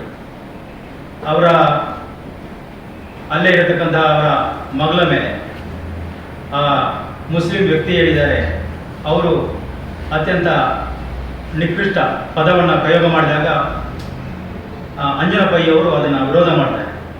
ಯಾವುದೇ ತಾಯಿ ಸಹಜ, ಅದು ಯಾವುದೇ ತಾಯಿ ಆದರೂ ಕೂಡ ಅದನ್ನು ವಿರೋಧ ಮಾಡತಕ್ಕಂಥ ಒಂದು ಪದ. ಆಗ ಅಲ್ಲಿರ್ತಕ್ಕಂಥ ಮುಸ್ಲಿಂ ವ್ಯಕ್ತಿ ಏಕಾಏಕಿ ಮಹಿಳೆಯ ಮೇಲೆ ಮತ್ತು ಸದಾಶಿವ ಪೈಗಳ ಮೇಲೆ ಕೈ ಮಾಡ್ತಾರೆ. ಮಾತ್ರ ಅಲ್ಲದೆ ಈ ಒಂದು ಘಟನೆ ನಮಗೆ ಪೂರ್ವಯೋಜಿತ ಅಂತಕ್ಕಂಥ ಅನ್ನಿಸ್ತಾ ಇದೆ. ಏನಕ್ಕೆ ಅಂದರೆ ಆ ಘಟನೆ ನಡೆದ ಕೆಲವೇ ಕ್ಷಣಗಳಲ್ಲಿ ಕಬಕ ಇರ್ಬೋದು, ಕುಂಬ್ರ ಇರ್ಬೋದು, ಸಂಪ್ಯ, ಈ ರೀತಿಯ ಪುರುಷರ ಕಟ್ಟೆ, ಈ ರೀತಿ ಅನೇಕ ಕಡೆಯಿಂದ ಏಕಕಾಲದಿಂದ ಮುಸ್ಲಿಂ ಹುಡುಗರು ಅಲ್ಲಿ ಜಮಾವಣೆ ಮಾಡ್ತಾರೆ. ಮಾತ್ರ ಅಲ್ಲದೆ ಅವರ ಸದಾಶಿವ ಪೈ ಮತ್ತು ಅವರ ಪತ್ನಿ ಅಂಜನಾ ಪೈಯ ಮೇಲೆ ಮಾರಣಾಂತಿಕ ಹಲ್ಲೆಯನ್ನು ಮಾಡ್ತಾರೆ. ಮೊದಲೇ ಪುತ್ತೂರು ತಿಳಿದಿರತಕ್ಕಂಥದ್ದು ಒಂದು ಕೋಮು ಸೂಕ್ಷ್ಮ ಪ್ರದೇಶ. ಈ ಸಂದರ್ಭದಲ್ಲಿ ಪೊಲೀಸ್ ಇಲಾಖೆ ಅತ್ಯಂತ ಕ್ಲಬ್ಧ ಸಮಯಕ್ಕೆ ಅಲ್ಲೇನೋ ಹಾಜರಾಗ್ತಾ ಇರದೇ ಇದ್ರೆ ಒಂದು ರೀತಿಯ ದುರ್ಘಟನೆ ನಡೆದು ಹೋಗ್ತಾ ಇತ್ತು. ನಾವು ಕೇಳ್ತಾ ಇರೋದು ಏನಂದ್ರೆ, ಈ ಸರಿ ಬಂದಿರತಕ್ಕಂಥ SP ಅವರು, ಅವರ ಬಗ್ಗೆ ನಮಗೆ ವಿಶೇಷ ಗೌರವ ಇತ್ತು ಮತ್ತು ವಿಶ್ವಾಸ ಕೂಡ ಇತ್ತು. ಆದರೆ ಹಿಂದೂ ಸಮಾಜದ ಮೇಲೆ ಪ್ರತಿ ಬಾರಿ ದಾಳಿಗಳಾದಾಗ, ಪ್ರತಿ ಸಂದರ್ಭದಲ್ಲಿಯೂ ಕೂಡ ಸರ್ಕಾರದ ಸೂಚನೆಯ ಅಥವಾ ಇಲಾಖೆಯ ಧೋರಣೆಯ ಅರಿವಾಗ್ತಾ ಇಲ್ಲ. ಆದರೆ ಹಿಂದೂ ಸಮಾಜವನ್ನು ಮಲತಾಯಿ ಧೋರಣೆಯನ್ನು ಅನುಸರಿಸ್ತಾ ಇದ್ದಾರೆ. ಒಂದು ಕಣ್ಣಿಗೆ ಬೆಣ್ಣೆ, ಒಂದು ಕಣ್ಣಿಗೆ ಸುಣ್ಣ, ಈ ರೀತಿಯ ಧೋರಣೆಯನ್ನು ಇತ್ತೀಚೆಗೆ ಇಲಾಖೆ ಅನುಕರಣೆ ಮಾಡ್ತಾ ಬರ್ತಾ ಇದೆ. ಇದಕ್ಕೆ ಸರ್ಕಾರದ ಕುಮ್ಮಕ್ಕು ಇರ್ಬೋದು ಅಥವಾ ಏನೋ ಅರ್ಥ ಆಗ್ತಾ ಇಲ್ಲ. ಏನಕ್ಕೆಂದರೆ ಈ ರೀತಿಯ ಒಂದು ಘಟನೆ ಆದಾಗ ಅಲ್ಲಿ ಏಕಾಏಕಿ ಮತಾಂಧ ವ್ಯಕ್ತಿಗಳು ಕಾನೂನನ್ನು ಕೈಗೆತ್ತಿಕೊಂಡಾಗ ಇಲಾಖೆ ಒಂದು ಕಡೆಯವರಿಗೆ ಮಾತ್ರ ಅದು ನಮ್ಮ ಸುದರ್ಶನ್ ಪೈ ಅನ್ನೋ ವ್ಯಕ್ತಿಯ ಮೇಲೆ 307 ಕೇಸ್ಗಳನ್ನು ಹಾಕಿ ಆ ಕೂಡಲೇ ಬಂಧನ ಮಾಡ್ತಾರೆ. ಆದರೆ ಅಲ್ಲಿ ಏಕಾಏಕಿ ಮಹಿಳೆಯ ಮೇಲೆ ಒಬ್ಬ ಮಹಿಳೆಯನ್ನ ಮುಟ್ಟಬೇಕಾದ್ರೆ ಇಲಾಖೆಯಲ್ಲೂ ಕೂಡ ಪುರುಷ ಪೊಲೀಸರು ಮುಟ್ಟು ಆಗಲಿಲ್ಲ. ಆದರೆ ಈ ರೀತಿ ವ್ಯಕ್ತಿಗಳು ಗುಂಪುಗೂಡಿಕೊಂಡು ಕಾನೂನನ್ನು ಕೈಗೆತ್ತಿಕೊಂಡು ಅದೇ ಘಟನೆಯನ್ನು ಒಂದು ವೇಳೆ ಹಿಂದೂ ಕಾರ್ಯಕರ್ತರು ಯಾರಾದರೂ ಮಾಡ್ತಾ ಇದ್ರೆ, ಬಜರಂಗದ ಜಾಗರಣೆಯವರು ಯಾರಾದರೂ ಮಾಡ್ತಾ ಇದ್ರೆ ಆ ಕೂಡಲೇ ನೈತಿಕ ಪೊಲೀಸ್ ಗಿರಿಯನ್ನ ಪಟ್ಟ ಕಟ್ಟಿ ಅವರನ್ನ ಆ ಕೂಡಲೇ ಬಂಧನ ಮಾಡುವಂಥ ಕೆಲಸಗಳು ಆಗ್ತಾ ಇತ್ತು. ಆದರೆ ಮತಾಂಧ ವ್ಯಕ್ತಿಗಳು ಏನು ಕಾನೂನನ್ನು ಕೈಗೆತ್ತಿಕೊಂಡು ಈ ರೀತಿಯ ವಿಘಟನೆಗಳನ್ನು ಮಾಡ್ತಾ ಇದ್ದಾರೆ, ಅವರಿಗೆ ಏನೋ ಸಣ್ಣ ಪುಟ್ಟ ಕೇಸುಗಳನ್ನು ಹಾಕಿ ಅವರನ್ನ ಓಡಾಡಲಿಕ್ಕೆ ಬಿಡುತ್ತದ ಕೆಲಸವನ್ನು ಮಾಡ್ತಾರೆ, ಅಥವಾ ಅವರನ್ನ ಪ್ರೋತ್ಸಾಹ ಮಾಡತಕ್ಕಂತಹ ಕೆಲಸಗಳನ್ನು ಕೂಡ ಈ ಸರ್ಕಾರ ಅಥವಾ ಜಿಲ್ಲಾಡಳಿತ ಮಾಡ್ತಾ ಇದೆ ಅನ್ನೋದು ನಮ್ಮ ನೇರ ಆರೋಪ. ಈ ಸಂದರ್ಭದಲ್ಲಿ ನಮ್ಮ ಅಂಜನಾ ಪೈಗಳು ಅವರ ಮೇಲೆ ಮಾರಣಾಂತಿಕ ಹಲ್ಲೆ ಆಗಿ ಕೈ ಮತ್ತು ಕಾಲುಗಳು ಫ್ರಾಕ್ಚರ್ಗೊಂಡು ಖಾಸಗಿ ಆಸ್ಪತ್ರೆಯಲ್ಲಿ ಈಗಾಗಲೇ ಚಿಕಿತ್ಸೆ ಪಡಿತಾ ಇದ್ದಾರೆ. ಆದರೆ ಅವರ ಮೇಲೆ ಹಲ್ಲೆ ಮಾಡಿರ್ತಕ್ಕಂಥ ಯಾವುದೇ ವ್ಯಕ್ತಿಯ ಮೇಲೆ ಏನು ಕೇಸಿಲ್ಲ, ಕಾನೂನು ಕ್ರಮ ಇಲ್ಲ. ಇವಾಗ ನಮ್ಮ ಆಗ್ರಹ ಇರುವಂಥದ್ದು ಈ ರೀತಿಯ ನೈತಿಕ ಪೊಲೀಸ್ಗಿರಿ ಕಾನೂನನ್ನು ಯಾರು ನೇರವಾಗಿ ಕೈಗೆತ್ತಿಕೊಂಡಿದ್ದಾರೆ, ಅವರಿಗೆ ಸಾಕ್ಷಿಗಳು ಬೇಕಾದ್ರೆ ಈಗಾಗಲೇ ಸೋಷಿಯಲ್ ಮೀಡಿಯಾಗಳಲ್ಲಿ ಇದ್ದಾರೆ. ಅವರ ಪೊಲೀಸ್ ಜೀಪ್ನ ಒಳನುಗ್ಗಿ ಸುದರ್ಶನ್ ಪೈ ಅನ್ನತಕ್ಕಂಥ ವ್ಯಕ್ತಿಯ ಮೇಲೆ ಹಲ್ಲೆ ಮಾಡಿರ್ತಕ್ಕಂಥ ಕೂಡ ನಾವು ಸೋಷಿಯಲ್ ಮೀಡಿಯಾದಲ್ಲಿ ನೋಡ್ತಾ ಇದ್ದೇವೆ. ಇವತ್ತು ಈ ರೀತಿಯ ಅನೇಕ ಸಾಕ್ಷಿಗಳು ಸೋಷಿಯಲ್ ಮೀಡಿಯಾದಲ್ಲೇ ಪೊಲೀಸರಿಗೆ ಸಿಗ್ತಾ ಇದೆ. ಈ ರೀತಿಯ ಸಾಕ್ಷಿಗಳನ್ನ ಪಡ್ಕೊಂಡು ಮುಂದಿನ 48 ಗಂಟೆಗಳ ಒಳಗಾಗಿ ಅವರನ್ನು ಬಂಧನ ಮಾಡಬೇಕು, ಮಾತ್ರ ಅಲ್ಲ ಅವರಿಗೆ ಕಠಿಣ ಶಿಕ್ಷೆಗಳನ್ನು ವಿಧಿಸಬೇಕು ಅನ್ನತಕ್ಕಂಥದ್ದು ನಮ್ಮ ಆಗ್ರಹ.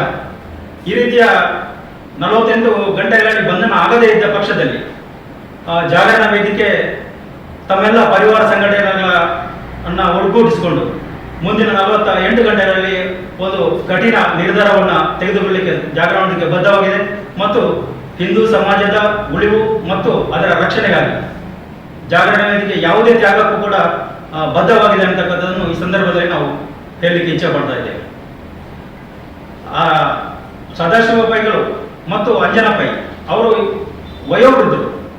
ಆ ವಯೋವೃದ್ಧರನ್ನ ಎಳೆದಾಡಿಕೊಂಡು ಮೃಗೀಯ ರೀತಿಯಲ್ಲಿ ಅವರ ಮೇಲೆ ದಾಳಿಯಾಗತಕ್ಕಂಥ ಯಾವುದೇ ಮಾನವ ಸಮಾಜ ಒಪ್ಪತಕ್ಕಂಥ ವಿಷಯ ಅಲ್ಲ. ಆ ರೀತಿಯ ಘಟನೆಗಳಾದಾಗ ಕೂಡ ಇಲಾಖೆ ಏನು ಕ್ರಮಗಳನ್ನು ಕೈಗೊಳ್ಳದೆ ಅವರ ಮೇಲೆ ಕೇವಲ ಸಣ್ಣ ಪುಟ್ಟ ಕೇಸುಗಳನ್ನು ದಾಖಲೆ ಮಾಡಿ ಬಿಡ್ತಾ ಇದ್ದಾರೆ ಅಂದರೆ ಇದರ ಅರ್ಥ ನಾವು ಅವರನ್ನು ಕುಮ್ಮಕ್ಕೊಳಿಸ್ತಾ ಇದ್ದಾರೆ ಅನ್ನತಕ್ಕಂಥದ್ದು ನಮ್ಮ ಆರೋಪ ಆಗಿದೆ. ಅದಕ್ಕಾಗಿ ಮುಂದಿನ 48 ಗಂಟೆಗಳಲ್ಲಿ ಅವರನ್ನು ಬಂಧನ ಮಾಡಬೇಕು ಮತ್ತು ಅವರ ಮೇಲೆ ಕಠಿಣ ಕಾನೂನುಗಳನ್ನು ಮಾಡಬೇಕು ಅನ್ನೋದು ನಮ್ಮ ಆರೋಪ, ನಮ್ಮ ಆಗ್ರಹ ಆಗಿದೆ. ಅದನ್ನೇ ಆಗದೇ ಇದ್ದ ಪಕ್ಷದಲ್ಲಿ ಮುಂದಿನ ಕ್ರಮಗಳನ್ನು ಜಾಗರಣ ವೇದಿಕೆ ತೆಗೆದುಕೊಳ್ಳಲು ಬದ್ಧವಾಗಿದೆ ಅಂತ ಈ ಸಂದರ್ಭದಲ್ಲಿ ಇಚ್ಛೆ ಪಡ್ತಾ ಇದ್ದೇವೆ. 48 ಗಂಟೆಯೊಳಗೆ ಆಗದಿದ್ದರೆ ಏನು ಮಾಡ್ತೀವಿ ನಾವು? ಕಠಿಣ ಕ್ರಮ ಅಂದ್ರೆ ಜಿಲ್ಲೆಯಾದ್ಯಂತ ಹೋರಾಟಗಳನ್ನು ರೂಪಿಸ್ತೇವೆ. ಪುತ್ತೂರಿನಲ್ಲಿ ನಿನ್ನೆ ದರ್ಬೆ ವೃತ್ತದ ಬಳಿ ಒಂದು ಅಹಿತಕರ ಘಟನೆ ನಡೆದಿದೆ. ಈ ಘಟನೆಯಲ್ಲಿ ಒಂದು ಅಂಗಡಿಯಲ್ಲಿ ವ್ಯವಹಾರ ನಿಮಿತ್ತ ಏನೋ ಒಂದು ಕಿರಿಕಿರಿ ಆದಾಗ ಆ ವಿಷಯವನ್ನ ಘಟನೆಯನ್ನ ಹಿಡ್ಕೊಂಡು ಅದಕ್ಕೆ ಸಂಬಂಧಪಟ್ಟ ಇಲಾಖೆಗಳಿದೆ, ಕನ್ಸ್ಯೂಮರ್ ಕೋರ್ಟ್ ಇದೆ ಅಥವಾ ಪೊಲೀಸ್ ಇಲಾಖೆ ಇದೆ, ಅಲ್ಲಿ ಕಂಪ್ಲೇಂಟ್ ಮಾಡಿ ಅದನ್ನು ಬಗೆಹರಿಸಿಕೊಳ್ಳೋದು ಬಿಟ್ಟು ಏಕಾಏಕಿ ನುಗ್ಗಿ ಆ ಅಂಗಡಿಯ ಮಾಲಕ ಇರ್ಬೋದು, ಅವರ ಪತ್ನಿ ಇರ್ಬೋದು ಅಥವಾ ಮಗನ ಮೇಲೆ ಕೈ ಮಾಡುವಂಥದ್ದು ಅದು ಸರ್ವತಾ ಖಂಡನೀಯ. ಯಾಕೆಂತ ಹೇಳಿದ್ರೆ ಕಾನೂನನ್ನು ಕೈಗೆತ್ತಿಕೊಳ್ಳಿಕ್ಕೆ ಯಾರಿಗೂ ಅವಕಾಶ ಇಲ್ಲ. ಇನ್ನೊಂದು ವಿಚಾರ ಏನಂತ ಹೇಳಿದ್ರೆ ಆ ಘಟನೆಯನ್ನ ಮುಂದಿಟ್ಟುಕೊಂಡು ಅಂಗಡಿಯಿಂದ ಹೊರಗೆ ಬೀದಿಯಲ್ಲಿ ರಂಪಾಟ ಮಾಡಿಕೊಂಡು ಎಲ್ಲ ಜನರನ್ನ ಸೇರಿಸಿಕೊಂಡು ಒಂದು ದುಂಬಿಯ ರೀತಿಯಲ್ಲಿ ವಾತಾವರಣ ಸೃಷ್ಟಿ ಅಶಾಂತಿಯನ್ನ ಮಾಡತಕ್ಕಂಥ ಕೆಲಸವನ್ನ ಮಾಡಿದ್ದಾರೆ. ಅದನ್ನ ನಾವು ಖಂಡಿಸ್ತೀವಿ. ವಿಶ್ವ ಹಿಂದೂ ಪರಿಷತ್ ವತಿಯಿಂದ ನಾನು ಎಲ್ಲ ಸಂಘಟನೆ ಕಾರ್ಯಕರ್ತರ ಪರವಾಗಿ ಇದನ್ನ ಖಂಡಿಸ್ತಾ ಇದ್ದೀನಿ. ಜೊತೆಗೆ ನನ್ನ ಪ್ರಶ್ನೆ ಏನಂತ ಹೇಳಿದ್ರೆ, ಒಂದು ಹೆಣ್ಣಿಗೆ ಒಬ್ಬಳು ಮಹಿಳೆಯವರಿಗೆ ಏಕಾಏಕಿ ಬಂದು ಆ ಘಟನೆಗೆ ಸಂಬಂಧವೇ ಇಲ್ಲದಂತಹ ಒಬ್ಬರು ವ್ಯಕ್ತಿ ಹೊರಗಿಂದ ಬಂದು ಮಹಿಳೆಯ ಮೇಲೆ ಕೈ ಮಾಡುವುದು ಅಂತ ಹೇಳಿ ಆದ್ರೆ ಇದು ನೈತಿಕ ಪೊಲೀಸ್ಗಿರಿ ಅಲ್ವಾ? ನಮ್ಮ ಕಾರ್ಯಕರ್ತರ ಮೇಲೆ ಪ್ರತಿಯೊಂದು ಬಾರಿ ನಾವೇನಾದರೂ ನಮ್ಮ ಕಾರ್ಯಕರ್ತರು ಕಾರ್ಯಾಚರಣೆ ಮಾಡಿದಾಗ ಧರ್ಮಕ್ಕೆ ಸಂಬಂಧಪಟ್ಟು ಧರ್ಮದ ರಕ್ಷಣೆಗೋಸ್ಕರ, ಗೋವಿನ ರಕ್ಷಣೆಗೋಸ್ಕರ ಅಥವಾ ಲವ್ ಜಿಹಾದ್ ಅಥವಾ ಇನ್ನಿತರ ಯಾವುದೇ ಒಂದು ಸಾಮಾಜಿಕ ತೊಂದರೆಯ ವಿರುದ್ಧವಾಗಿ ನಾವೇನಾದರೂ ನಮ್ಮ ಕಾರ್ಯಕರ್ತರು ಕೆಲಸ ಮಾಡಿದಾಗ ನೈತಿಕ ಪೊಲೀಸ್ಗಿರಿ ಅಂತ ಹೇಳುವ ಒಂದು ಪಟ್ಟವನ್ನು ಕಟ್ಟಿ ನೈತಿಕ ಪೊಲೀಸ್ಗಿರಿ ಅಂತ ಹೇಳಿಕೊಂಡು ನಮ್ಮವರ ಮೇಲೆ ಕೇಸ್ ಮಾಡ್ತಾರೆ. ಹಾಗಾದ್ರೆ ಇದು ನೈತಿಕ ಪೊಲೀಸ್ಗಿರಿ ಅಂತ ಹೇಳುವ ಪ್ರಶ್ನೆ ನನ್ನದು. ಇನ್ನೊಂದೇನಂತ ಹೇಳಿದ್ರೆ, ಆ ಘಟನೆಗೆ ಸಂಬಂಧಿತ ಆರೋಪಿ ಇರಲಿ ಏನೇ ಇರಲಿ ಅದೆಲ್ಲವೂ ಕೂಡ ತನಿಖೆ ನಂತರ ಬರಬೇಕಾಗಿದೆ. ಸಂಬಂಧಪಟ್ಟ ಅಂಗಡಿಯ ವ್ಯಕ್ತಿಗಳನ್ನ ಏನು ಪೊಲೀಸರು ಸುಪರ್ದಿಗೆ ತೆಗೆದುಕೊಂಡ ನಂತರ, ಅವರನ್ನ ಪೊಲೀಸ್ ಜೀಪಲ್ಲಿ ಕೂತ್ಕೊಳಿಸಿದ ನಂತರ, ಅದರ ನಂತರವೂ ಕೂಡ ಮತಾಂಧರು ಹೋಗಿ ಪೊಲೀಸ್ ಜೀಪಿನ ಒಳಗೆ ನುಗ್ಗಿ ಹಲ್ಲೆ ಮಾಡುವುದು ಅಂತ ಹೇಳಿದ್ರೆ ಪೊಲೀಸರ ಉಪಸ್ಥಿತಿಯಲ್ಲೇ, ಇದು ಅತ್ಯಂತ ದುರಹಂಕಾರದ ವರ್ತನೆ ಅಂತ ನಾನು ಹೇಳಲಿಕ್ಕೆ ಇಚ್ಛೆ ಪಡ್ತೀನಿ. ಯಾಕೆಂತ ಹೇಳಿದ್ರೆ ಇದು ಕಾನೂನಿಗೆ ಯಾವುದೇ ಬೆಲೆ ಕೊಡದಂತಹ ಒಂದು ಸಮಾಜಘಾತುಕ ವ್ಯಕ್ತಿಗಳು ಮಾಡುವಂತಹ ಒಂದು ಕೃತ್ಯ. ಇದನ್ನ ಪೊಲೀಸ್ ಇಲಾಖೆ ನೋಡಿ ಕೂಡ ಸುಮ್ಮನಿದ್ದಾರೆ ಅಂತ ಹೇಳಿದ್ರೆ, ಇನ್ನೂ ಕೂಡ ಅವರನ್ನ ಬಂಧಿಸಲಿಲ್ಲ ಅಂತ ಹೇಳಿದ್ರೆ ಇದು ಪೊಲೀಸ್ ಇಲಾಖೆಯ ಲೋಪ. ಈಗ ಆ ಘಟನೆ ಆದಾಗ ವ್ಯಕ್ತಿಗಳಲ್ಲೇ ಇದ್ರು, ಪೊಲೀಸರು ಅಲ್ಲೇ ಇದ್ರು. ಹಾಗಾದ್ರೆ ಇನ್ನೂ ಕೂಡ ಆ ವ್ಯಕ್ತಿ ಸಿಗಲಿಲ್ಲ ಅಂತ ಹೇಳುವುದು ಒಂಥರ ಹಾಸ್ಯಾಸ್ಪದ ಕೂಡ. ಅದರ ಜೊತೆಗೆ ನಾನು ವಿಶ್ವ ಹಿಂದೂ ಪರಿಷತ್ತು ನಮ್ಮ ಸಂಘಟನೆ ಎಲ್ಲ ಕಾರ್ಯಕರ್ತರ ಪರವಾಗಿ ನಾನೊಂದು ವಿಶ್ವ ಹಿಂದೂ ಪರಿಷತ್ನ ಅಧ್ಯಕ್ಷನ ನೆಲೆಯಿಂದ ನಾನು ಹೇಳ್ತಾ ಇರೋದು, ನಮ್ಮ ಸಂಘಟನೆ ಆ ಏನು ದುಷ್ಕೃತ್ಯ ಮಾಡಿದಂತಹ ಮತಾಂಧರೇನಿದ್ದಾರೆ ಅವರನ್ನ ಕೂಡಲೇ ಕನಿಷ್ಠ ಅಂತ ಹೇಳಿದ್ರೆ ಆದಷ್ಟು ಬೇಗ, ಗರಿಷ್ಠ ಅಂತ ಹೇಳಿದ್ರೆ 1-2 ದಿನದ ಒಳಗಾಗಿ ಅವರನ್ನ ಬಂಧಿಸಲೇಬೇಕಾದ ಅನಿವಾರ್ಯತೆ ಪೊಲೀಸ್ ಇಲಾಖೆಗೆ ಇದೆ. ಇಲ್ಲದೆ ಹೋದ್ರೆ ಸಂಘಟನೆಗಳು, ಸಾರ್ವಜನಿಕರು ಇದರ ವಿರುದ್ಧ ಧ್ವನಿ ಎತ್ತಬೇಕು ಮತ್ತು ಹೋರಾಟವನ್ನು ಮಾಡಬೇಕಾದ ಅನಿವಾರ್ಯತೆಯನ್ನು ಪೊಲೀಸ್ ಇಲಾಖೆಗೆ ಅದಕ್ಕೆ ಅವಕಾಶ ಕೊಡ್ತಾ ಇದೆ ಅಂತ ನಾನು ಹೇಳಿಕ್ ಬಯಸ್ತೀನಿ. ಈ ಘಟನೆಯನ್ನ ನಾನು ಮೈ ಮೇಲೆ ಹಲ್ಲೆ ಮಾಡುವಂಥದ್ದು, ಮಹಿಳೆಯ ಮೇಲೆ ಹಲ್ಲೆ ಮಾಡುವಂಥದ್ದು ಮತ್ತು ಪೊಲೀಸ್ ಸುಪರ್ದಿಯಲ್ಲಿ ಇರತಕ್ಕಂಥ ವ್ಯಕ್ತಿಯ ಮೇಲೆಯೇ ಪೊಲೀಸ್ ಇಲಾಖೆಯ ವಾಹನದ ಒಳಗೆ ನುಗ್ಗಿ ಹಲ್ಲೆ ಮಾಡುವಂಥದ್ದು, ಇಂತಹ ಕೃತ್ಯಗಳನ್ನ ನಾಗರಿಕ ಸಮಾಜ ಖಂಡಿಸಬೇಕಿದೆ ಅಂತ ಹೇಳುವ ಮಾತನ್ನ ಈ ಸಂದರ್ಭದಲ್ಲಿ ಹೇಳ್ತೀನಿ. ಇದೀಗ ನಮ್ಮ ಜೊತೆಗೆ ಘಟನೆಯ ಕುರಿತಂತೆ ಮಾತಾಡ್ಲಿಕ್ಕೆ ಆರೋಗ್ಯ ಸಚಿವರು, ಅದೇ ರೀತಿ ದಕ್ಷಿಣ ಕನ್ನಡ ಜಿಲ್ಲೆಯ ಉಸ್ತುವಾರಿ ಸಚಿವರಾಗಿರ್ತಕ್ಕಂಥ UT ಖಾದರ್ ಅವರಿದ್ದಾರೆ. ಸರ್ ನಮಸ್ತೆ. ನಮಸ್ತೆ ಸರ್, ನಿನ್ನೆ ಒಂದು ನಡೆಯಬಾರದಂತ ಘಟನೆ ದರ್ಬೆಯಲ್ಲಿ ನಡೆನೆಗೆ ಸರ್ ಏನ್ ರಿಯಾಕ್ಷನ್ ಮಾಡ್ತೀರಿ ಸರ್? ಈಗ ಮಂಗಳೂರು ನಗರ ನಂತರ ಪುತ್ತೂರು ಇವತ್ತು ಅತ್ಯಂತ ಬೆಲೆಯ ಒಂದು ಅಭಿವೃದ್ಧಿ ಆಗುವಂತ ಊರು. ಎಸ್, ಈ ಊರಲ್ಲಿ ಇನ್ನು ಹೆಚ್ಚಿನ ಒಂದು ಅಭಿವೃದ್ಧಿ ಆಗ್ಬೇಕಾದ್ರೆ ನಮ್ಗೆ ಶಾಂತಿ, ಪ್ರೀತಿ, ಸೌಹಾರ್ದತೆ, ಒಗ್ಗಟ್ಟು ಅತಿ ಅಗತ್ಯ. ಸಮಾಜದಲ್ಲಿ ಕೆಲವೊಂದು ಸಂದರ್ಭದಲ್ಲಿ ಕೆಲವು ಗೊತ್ತಿಲ್ಲದೆ ಕೆಲವು ಸಣ್ಣ ಪುಟ್ಟ ವಿಚಾರಗಳು ಆಗ್ತದೆ. ಆದ್ರೆ ಅದು ಹ್ಯೂಮನ್ ಎರರ್, ಅದು ಸ್ವಾಭಾವಿಕ ಆಗಿ ಆಗುವಂತದ್ದು.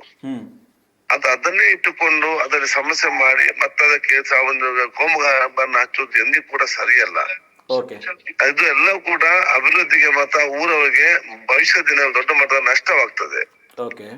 ನಾವೆಲ್ಲ ಸಮಸ್ಯೆ ಬಂದಾಗ ಅದನ್ನ ನಾವು ಹೇಗೆ ಸಮಸ್ಯೆಯನ್ನು ಬಗೆಹರಿಸಬೇಕಂತ ವ್ಯಕ್ತಿತ್ವ ನಮ್ದು ಪ್ರತಿಯೊಬ್ಬರದ್ದು ಕೂಡ ಆಗ್ಬೇಕು. ಒಂದು ಸಮಸ್ಯೆ ಹುಡುಕಿಕೊಂಡು ಸಮಸ್ಯೆ ಸೃಷ್ಟಿಸುವವರನ್ನು ಅದು ಯಾರೇ ಇರಲಿ, ಯಾವುದೇ ಜಾತಿ, ಯಾವುದೇ ವರ್ಗ ಇರಲಿ, ಅಲ್ಲಿಗೆ ಬೆಂಬಲ ಕೊಡಬಾರದು.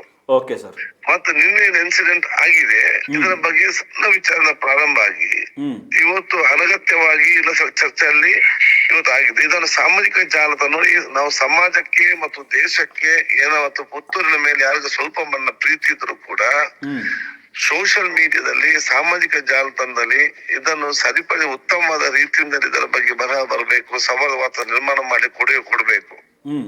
ಇದರ ಏನು ವಾಸ್ತವ ವಿಚಾರ ಏನಂತ ಗೊತ್ತಿಲ್ಲದವರು ಇವತ್ತು ಅನಗತ್ಯವಾಗಿ ಇಲ್ಲ ಸಲ್ಲದ ವಿಚಾರ ಇಟ್ಟುಕೊಂಡು ಆ ಒಂದು ಸಾಮಾಜಿಕ ಜಾಲತಾಣದಲ್ಲಿ ಅದರಲ್ಲಿ ಬರೆಯಬಾರದಂತ ಕಳಕಳಿ ಕೇಳಿಕೊಳ್ತೇನೆ. ಕಾನೂನು ಮತ್ತು ನ್ಯಾಯ ಅದು ಖಂಡಿತವಾಗಿ ಜಿಲ್ಲೆಯಲ್ಲಿ ಯಾವುದೇ ತಾರತಮ್ಯ ಇಲ್ಲದೆ ಎಲ್ಲರ ಮೇಲೆ ಕಠಿಣವಾಗಿ ತಗೊಳ್ತದೆ. ಅಗತ್ಯ ಬಂದ್ರೆ ಅದು ಸಣ್ಣ ವಿಚಾರವನ್ನು ಅವರೇ ಬಗ್ಗೆ ಕೂತ್ಕೊಂಡು ಬಗೆಹರಿಸಿ ಸೌಹಾರ್ದದ ವಾತಾವರಣ ಮೂಡಿಸುವುದು ಅಗತ್ಯ. ಅದು ಮಾಡ್ಬೇಕಂತ ಕೇಳಿಕೊಳ್ಳುವುದು. ಈ ರೀತಿ ಇದರಲ್ಲಿ ಪೊಲೀಸ್ ಇಲಾಖೆ ಕಾನೂನು ರೀತಿಯಲ್ಲಿ ಏನೆಲ್ಲ ಕ್ರಮ ಕೈಗೊಳ್ಬೇಕಾ, ಯಾವುದನ್ನು ತಾರತಮ್ಯ ಇಲ್ಲದೆ, ಯಾವುದನ್ನು ಪಕ್ಷಪಾತ ಇಲ್ಲದೆ ನಿಷ್ಪಕ್ಷಪಾತವಾಗಿ ಎಲ್ಲ ಮೇಲೆ ಕ್ರಮ ಕೈಗೊಳ್ತದೆ ಕೈಗೊಳ್ಬೇಕಾದ್ರೆ ಸೂಚಿಸಿದ್ದೇನೆ. ಆದ್ರೂ ಕೂಡ ಕೇಸ್ ಪೊಲೀಸ್ ಸ್ಟೇಷನ್ ಎಲ್ಲ ಕೂಡ ಟೆಂಪರರಿ. ನಾವೆಲ್ಲ ಹಿರಿಯರು, ಕಿರಿಯರು, ಯುವಕರು ಕೂತ್ಕೊಂಡು ನಾವು ಒಂದೇ ತಾಯಿಯ ಮಕ್ಕಳು ಅಂತ ಹೇಳಿ ಕೂತ್ಕೊಂಡು ನಾವು ಸೌಹಾರ್ದ ವಾತಾವರಣ ರೂಪಿಸಿದ್ರೆ ಅದು ಪರ್ಮನೆಂಟ್. ನಾನು ಈ ಬಗ್ಗೆ ಶಾಸಕರು ಕೂಡ ಮಾತಾಡ್ತೇನೆ, ಎಲ್ಲ ಕೂಡ ಸಹಕರಿಸಬೇಕಂತ ಹೇಳಿ ನಾನು ವಿನಂತಿಸ್ತೇನೆ. ಧನ್ಯವಾದಗಳು ಸರ್, ಕಾಳೆ ನ್ಯೂಸ್ ಜೊತೆ ಮಾತಾಡಿದ್ದಕ್ಕಾಗಿ.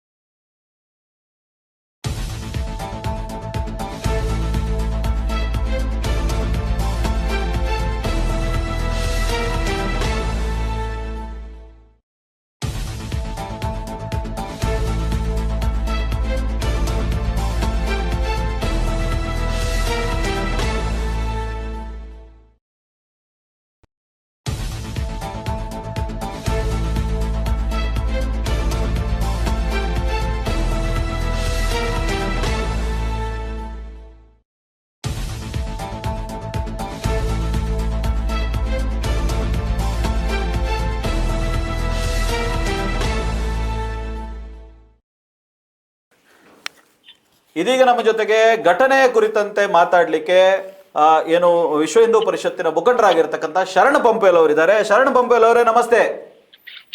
ನಮಸ್ಕಾರ ಶ್ಯಾಮ್ ಅವರೇ. ಇದೀಗ ಪುತ್ತೂರಿನಲ್ಲಿ ನಡೆದಿರ್ತಕ್ಕಂಥ ಘಟನೆ ಹತ್ತೂರಿನಲ್ಲಿ ಚರ್ಚೆ ಆಗ್ತಾ ಇದೆ. ನಡೀಬಾರದ ಘಟನೆ, ಚರ್ಚೆ ಆಗಬಾರ್ದಿತ್ತು, ಇವತ್ತು ಆಗ್ತಾ ಇದೆ. ಆ ವಿಡಿಯೋವನ್ನ ನೋಡಿದ್ರ ಏನ್ ಅನಿಸ್ತದೆ ತಮಗೆ? ನೋಡಿ, ಒಂದು ನಿನ್ನೆಯ ಏನು ದರ್ಬೆಯ ಘಟನೆ ಏನಿದೆ, ಈ ಘಟನೆಯ ಹಿಂದೆ ಪುತ್ತೂರಿನಲ್ಲಿ 3-4 ಬಾರಿ ಬೇರೆ ಬೇರೆ ಘಟನೆಗಳಾಗಿದೆ.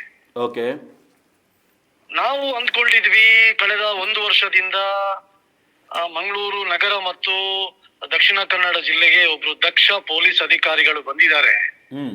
ಮತ್ತೇನು ಇಲ್ಲಿ ಶಾಂತಿ ಸುವ್ಯವಸ್ಥೆ ಸರಿಯಾಗಿರ್ಬೇಕು, ಕರಾವಳಿಯ ಜನ ನೆಮ್ಮದಿಯಾಗಿ ಬದುಕಬೇಕೆಂಬ ದೃಷ್ಟಿಯಿಂದ ಇವರೇನು ಕ್ರಮವನ್ನು ತೆಗೆದುಕೊಳ್ತಾ ಇದ್ರು ಪ್ರಾರಂಭದಲ್ಲಿ, ಇದನ್ನೆಲ್ಲವನ್ನು ನಾವು ಸ್ವಾಗತ ಮಾಡಿದ್ದೀವಿ.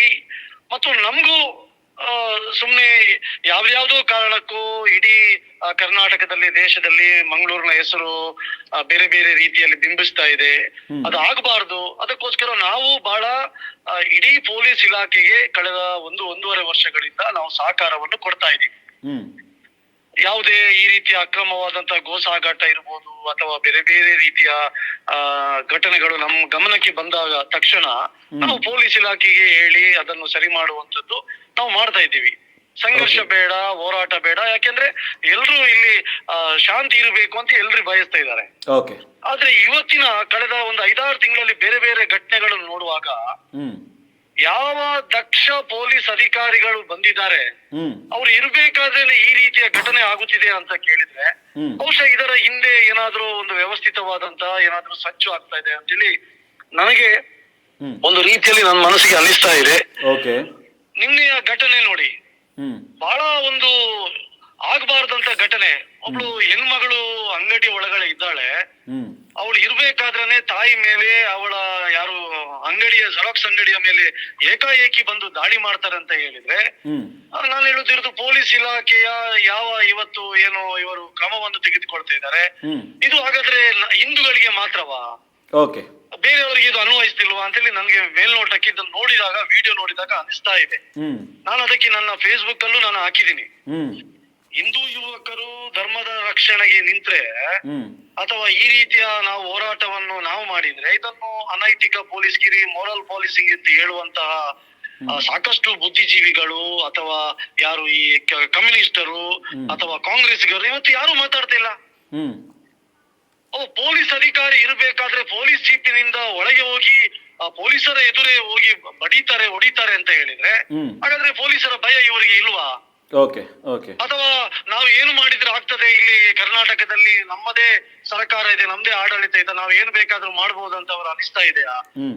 ಇದು ಸಾಮಾನ್ಯವಾಗಿ ಎಲ್ರಿಗೆ ಕಾಣ್ತಾ ಇದೆ. ಜೊತೆಗೆ ಯಾವ ದಕ್ಷ ಪೊಲೀಸ್ ಅಧಿಕಾರಿ SP ಅವರಿದ್ದಾರೆ, ನಮಗೆ ಅವರ ಮೇಲೆ ಯಾವುದೇ ಸಂಶಯ ಇಲ್ಲ. ಅವರ ದಕ್ಷತೆಯ ಬಗ್ಗೆ ಅವರು ಇಷ್ಟು ಇವತ್ತು ಕಳೆದ ಬಂದ ನಂತರ ಅವತ್ತು ತೆಗೆದುಕೊಂಡ ಕ್ರಮ ಇದೆಲ್ಲ ನಾವು ಅದನ್ನು ಸ್ವಾಗತ ಮಾಡ್ತೀವಿ. ಆದ್ರೆ ಒಂದು ಪೊಲೀಸ್ ಜೀಪಿನ ಎದುರು 100 ಜನ ಸೇರ್ಕೊಂಡು ಈ ರೀತಿ ಗದ್ದಲ ಎಬ್ಬಿಸ್ತಾರೆ, ಈ ರೀತಿ ಗಲಾಟೆ ಮಾಡ್ತಾರೆ. ಅವರ ಮೇಲೆ ಯಾರ ಮೇಲೇನು ಪೊಲೀಸ್ ಆಕ್ಷನ್ ಮಾಡಿಲ್ಲ, ಕ್ರಮ ತೆಗೆದುಕೊಂಡಿಲ್ಲ. ಯಾರೋ ಒಬ್ಬ ಅವನು ಪೊಲೀಸ್ ಎದುರೇ ಹೊಡಿತಾನೆ, ಯಾಕೆ ಇಷ್ಟು ತನಕ ಇವರು ಬಂಧನ ಮಾಡಿಲ್ಲ? ಸೊ ಇದು ನಮ್ಗೆ ಸಹಜವಾಗಿ ಇವತ್ತು ನಮ್ಮ ಕಣ್ಮುಂದೆ ಕಾಣ್ತಾ ಇದೆ. ಅದಕ್ಕೋಸ್ಕರ ಒಬ್ಬರಿಗೆ ಒಂದು ನ್ಯಾಯ, ಇನ್ನೊಬ್ಬರಿಗೆ ಇನ್ನೊಂದು ನ್ಯಾಯ ಆಗಬಾರ್ದು. ನಾವ್ ಯಾವ್ದಾದ್ರು ಹೇಳಿಕೆ ಕೊಟ್ರೆ ಸೊಮೋಟೋ ಕೇಸ್ ಹಾಕ್ತಾರೆ ಅಥವಾ ಇಮಿಡಿಯೇಟ್ಲಿ ಬಂಧನ ಮಾಡ್ತಾರೆ. ಗಡಿಪಾರು, ಗೂಂಡಾ ಕಾಯ್ದೆ, ಪೊಲೀಸ್ ಸ್ಟೇಷನ್ ಮನೆಗೆ ಬಂದು ನೋಟಿಸ್ ಕೊಡುವುದು, ಬೆದರಿಸುವುದು ಈ ರೀತಿ ಆಗ್ತಾ ಇದೆ. ಇದು ಹಿಂದೂಗಳಿಗೆ ಮಾತ್ರವಾ ಅಂತ ನನ್ನ ಪ್ರಶ್ನೆ. ಈ ಒಂದು ಘಟನೆ ಆದ್ರೆ ತೊಂದರೆ ಇಲ್ಲ, ಎಷ್ಟು ಘಟನೆ ಆಯ್ತು ಇದು? ಯಾಕೆ ಪೊಲೀಸರು ಈ ರೀತಿ ಮಾಡ್ತಾ ಇದ್ದಾರೆ ಅಂತೇಳಿ ಗೊತ್ತಾಗ್ತಾ ಇಲ್ಲ. ಸೊ ಇವರಿಗೆ ಏನಾದ್ರು ಒತ್ತಡ ಇದೆ ಸರ್ಕಾರದ್ದು. ಹಾಗಾಗಿ ಇಷ್ಟು ಜನರ ಮೇಲೇನು ಪೊಲೀಸರು ಕ್ರಮ ತೆಗೆದುಕೊಳ್ಬೇಕು, ಅವರನ್ನು ಬಂಧನ ಮಾಡಬೇಕು ಅಂತ ನಾನು ಬಲವಾಗಿ ಯಾವ ನಮ್ಮ SP ಅವರಿದ್ದಾರೆ ನಾನು ಅವರಿಗೆ ಆಗ್ರಹವನ್ನು ಮಾಡ್ತೀನಿ. ಶರಣ್ ಪಂಪೇಲ್ ಅವರೇ, ತಮ್ಮ ಮಾಹಿತಿಗಾಗಿ ಧನ್ಯವಾದಗಳು.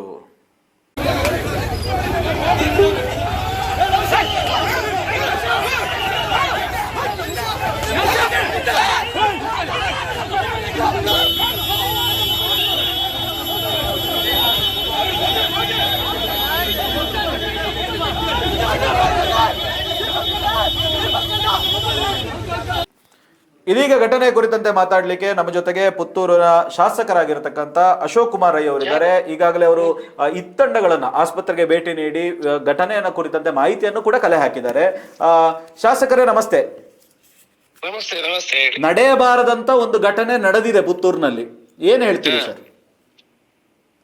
ನೋಡಿ, ಇಂಥ ಘಟನೆಗಳು ಬಯ್ಯ ವಿಚಾರ ಈ ತರ ಒಬ್ಬೊಬ್ರಿಗೆ ಹೊಡ್ಕೊಳ್ಳುವಂಥದ್ದು, ಅವರೇನು ಆ ಜಾತಿಯ ಹೊಡ್ಕೊಳ್ಳುವಂತ ಕೆಲಸವನ್ನು ಓಕೆ ಆಗಿದೆ. ನಾನು ಎರಡೂ ಕಡೆಗೂ ಕೂಡ ಭೇಟಿ ಕೊಡುವಂತ ಕೆಲಸವನ್ನು ಮಾಡಿದ್ದೇವೆ. ಆದ್ರೆ ನಾನು ಎಲ್ಲ ಸಾರ್ವಜನಿಕರ ಹತ್ರ ವಿನಂತಿ ಮಾಡ್ಕೊಳ್ಳುವುದು, ಇದಕ್ಕೆ ಕೋಮು ಬಣ್ಣವನ್ನು ಕಟ್ಟಬೇಡಿ. ಈಗ ಯಾರು ತಪ್ಪು ಮಾಡಿದ್ದಾರೆ ಅವರ ಮೇಲೆ ಪೊಲೀಸರು ನಿರ್ದಾಕ್ಷಿಣ್ಯವಾಗಿ ಕೇಸನ್ನು ಹಾಕುವಂತ ಕೆಲಸವನ್ನು ಮಾಡಿದ್ದಾರೆ. ಓಕೆ, ಎರಡೂ ಕಡೆಯವರ ಮೇಲೆ ಕೇಸು ಹಾಕುವಂತ ಕೆಲಸಗಳಾಗಿದೆ. ಮತ್ತೆ ಅಲ್ಲಿ ಯಾರು ಆನಂತರ ಬಂದು ಗಲಾಟೆ ಮಾಡಿದರೆ ಅವರ ಮೇಲೇನೂ ಕೂಡ ಕೇಸು ಹಾಕುವಂತ ಕೆಲಸವನ್ನು ಮಾಡಿದ್ದಾರೆ. ಆದ್ರಿಂದ ಸಾರ್ವಜನಿಕರು ನಾವು ಪುತ್ತೂರಿನ ಅಭಿವೃದ್ಧಿ ಆಗ್ಬೇಕು. ಕೋಮು ಗಲಾಟೆಗಳು ನಮಗೆ ಬೇಡ. ಇನ್ನು ಇದರಲ್ಲಿ ಯಾರ್ಯಾರ ರಾಜಕೀಯ ಮಾಡಿ ಯಾರ್ಯಾರ ಮಕ್ಳಿಗೆ ಜೈಲಿಗೆ ಹೋಗುದು, ಯಾರ್ಯಾರ ಮಕ್ಳು ಜೀವವನ್ನು ಆಗಬಾರ್ದು. ಪುತ್ತೂರಿನ ಅಭಿವೃದ್ಧಿ ಆಗ್ಬೇಕು. ಇದಕ್ಕೆ ನಿಮ್ಮೆಲ್ಲರ ಸಹಕಾರಗಳು ಬೇಕು. ಸಮಾಜದಲ್ಲಿ ತಪ್ಪುಗಳ ಕೊಡುವಂತ ಕೆಲಸಗಳನ್ನು ಮಾಡ್ತದೆ. ಯಾರು ಗಲಾಟೆಗಳನ್ನು ಮಾಡಿದರೆ ತಪ್ಪಿನ ಅರಿವಾಗಿದೆ. ನಾವು ರಾಜಕೀಯದವರು ಇದಕ್ಕೆ ರಾಜಕೀಯ ಬಣ್ಣವನ್ನು ಕೊಡಬಾರ್ದು. ದಯಮಾಡಿ ನಾವು ಪುತ್ತೂರಿನ ಅಭಿವೃದ್ಧಿಗಳು ಬೇಕು. ನಮ್ಮ ಮಕ್ಕಳ ಬಗ್ಗೆ ನಮಗೆ ಚಿಂತೆಗಳು ಬೇಕು. ಅದರಿಂದ ನಾವೆಲ್ಲ ಒಗ್ಗಟ್ಟಾಗಿ ಪುತ್ತೂರಿನ ಅಭಿವೃದ್ಧಿಗಾಗಿ ಶ್ರಮಿಸಬೇಕು. ಈಗ ಏನು ಘಟನೆ ಆಗಿದೆ ಅದಕ್ಕೆ ಶಿಕ್ಷೆ ಕೊಡುವಂತ ಕೆಲಸಗಳಾಗ್ತದೆ. ನಾವು ಅದನ್ನೆಲ್ಲ ಮರೆತು ನಾವು ಮುಂದೆ ಪುತ್ತೂರಿನ ಅಭಿವೃದ್ಧಿಗಾಗಿ ಶ್ರಮಿಸುವಂತ ಕೆಲಸಗಳನ್ನು ಮಾಡಬೇಕು ಅಂತ ವಿನಂತಿ ಮಾಡ್ತೇವೆ. ಎಸ್ ಶಾಸಕರೇ, ಬಹಳ ಒಳ್ಳೆಯ ಮಾತನ್ನ ಹೇಳಿದಿರಿ, ಬಹಳ ಅರ್ಥಪೂರ್ಣವಾದ ಮಾತನ್ನ ಹೇಳಿದಿರಿ. ಯಾಕೆ ಅಂತ ಹೇಳಿದ್ರೆ ಕೋಮು ಗಲಭೆ ಅಥವಾ ಇಂಥ ಗಲಾಟೆಗಳಾಗ್ತಾ ಹೋದ್ರೆ ನಾವೇ ಒಂದು ಕಡೆ ಎಲ್ಲ ಕಡೆಗಳಲ್ಲೂ ಕೂಡ ಹಿನ್ನಡೆ ಆಗುವಂತಹದ್ದು. ನಾವೆಲ್ಲ ಜೊತೆಯಾಗಿ ಹೋಗಬೇಕು, ನಾವೆಲ್ಲ ಒಗ್ಗಟ್ಟಿನಿಂದ ಅಭಿವೃದ್ಧಿಯ ಕಡೆ ಕೆಲಸ ಮಾಡಬೇಕು ಅನ್ನೋ ಸಂದೇಶವನ್ನ ಕೊಟ್ಟಿದ್ದೀರಿ. ಧನ್ಯವಾದಗಳು ಶಾಸಕರೇ. ಥ್ಯಾಂಕ್ ಯು ಸರ್, ಧನ್ಯವಾದಗಳು. ಎಸ್, ಇದಿಷ್ಟು ಪುತ್ತೂರಿನ ಶಾಸಕರಾಗಿರತಕ್ಕಂಥ ಅಶೋಕ್ ಕುಮಾರ್ ರೈ ಅವರ ಮಾತುಗಳು.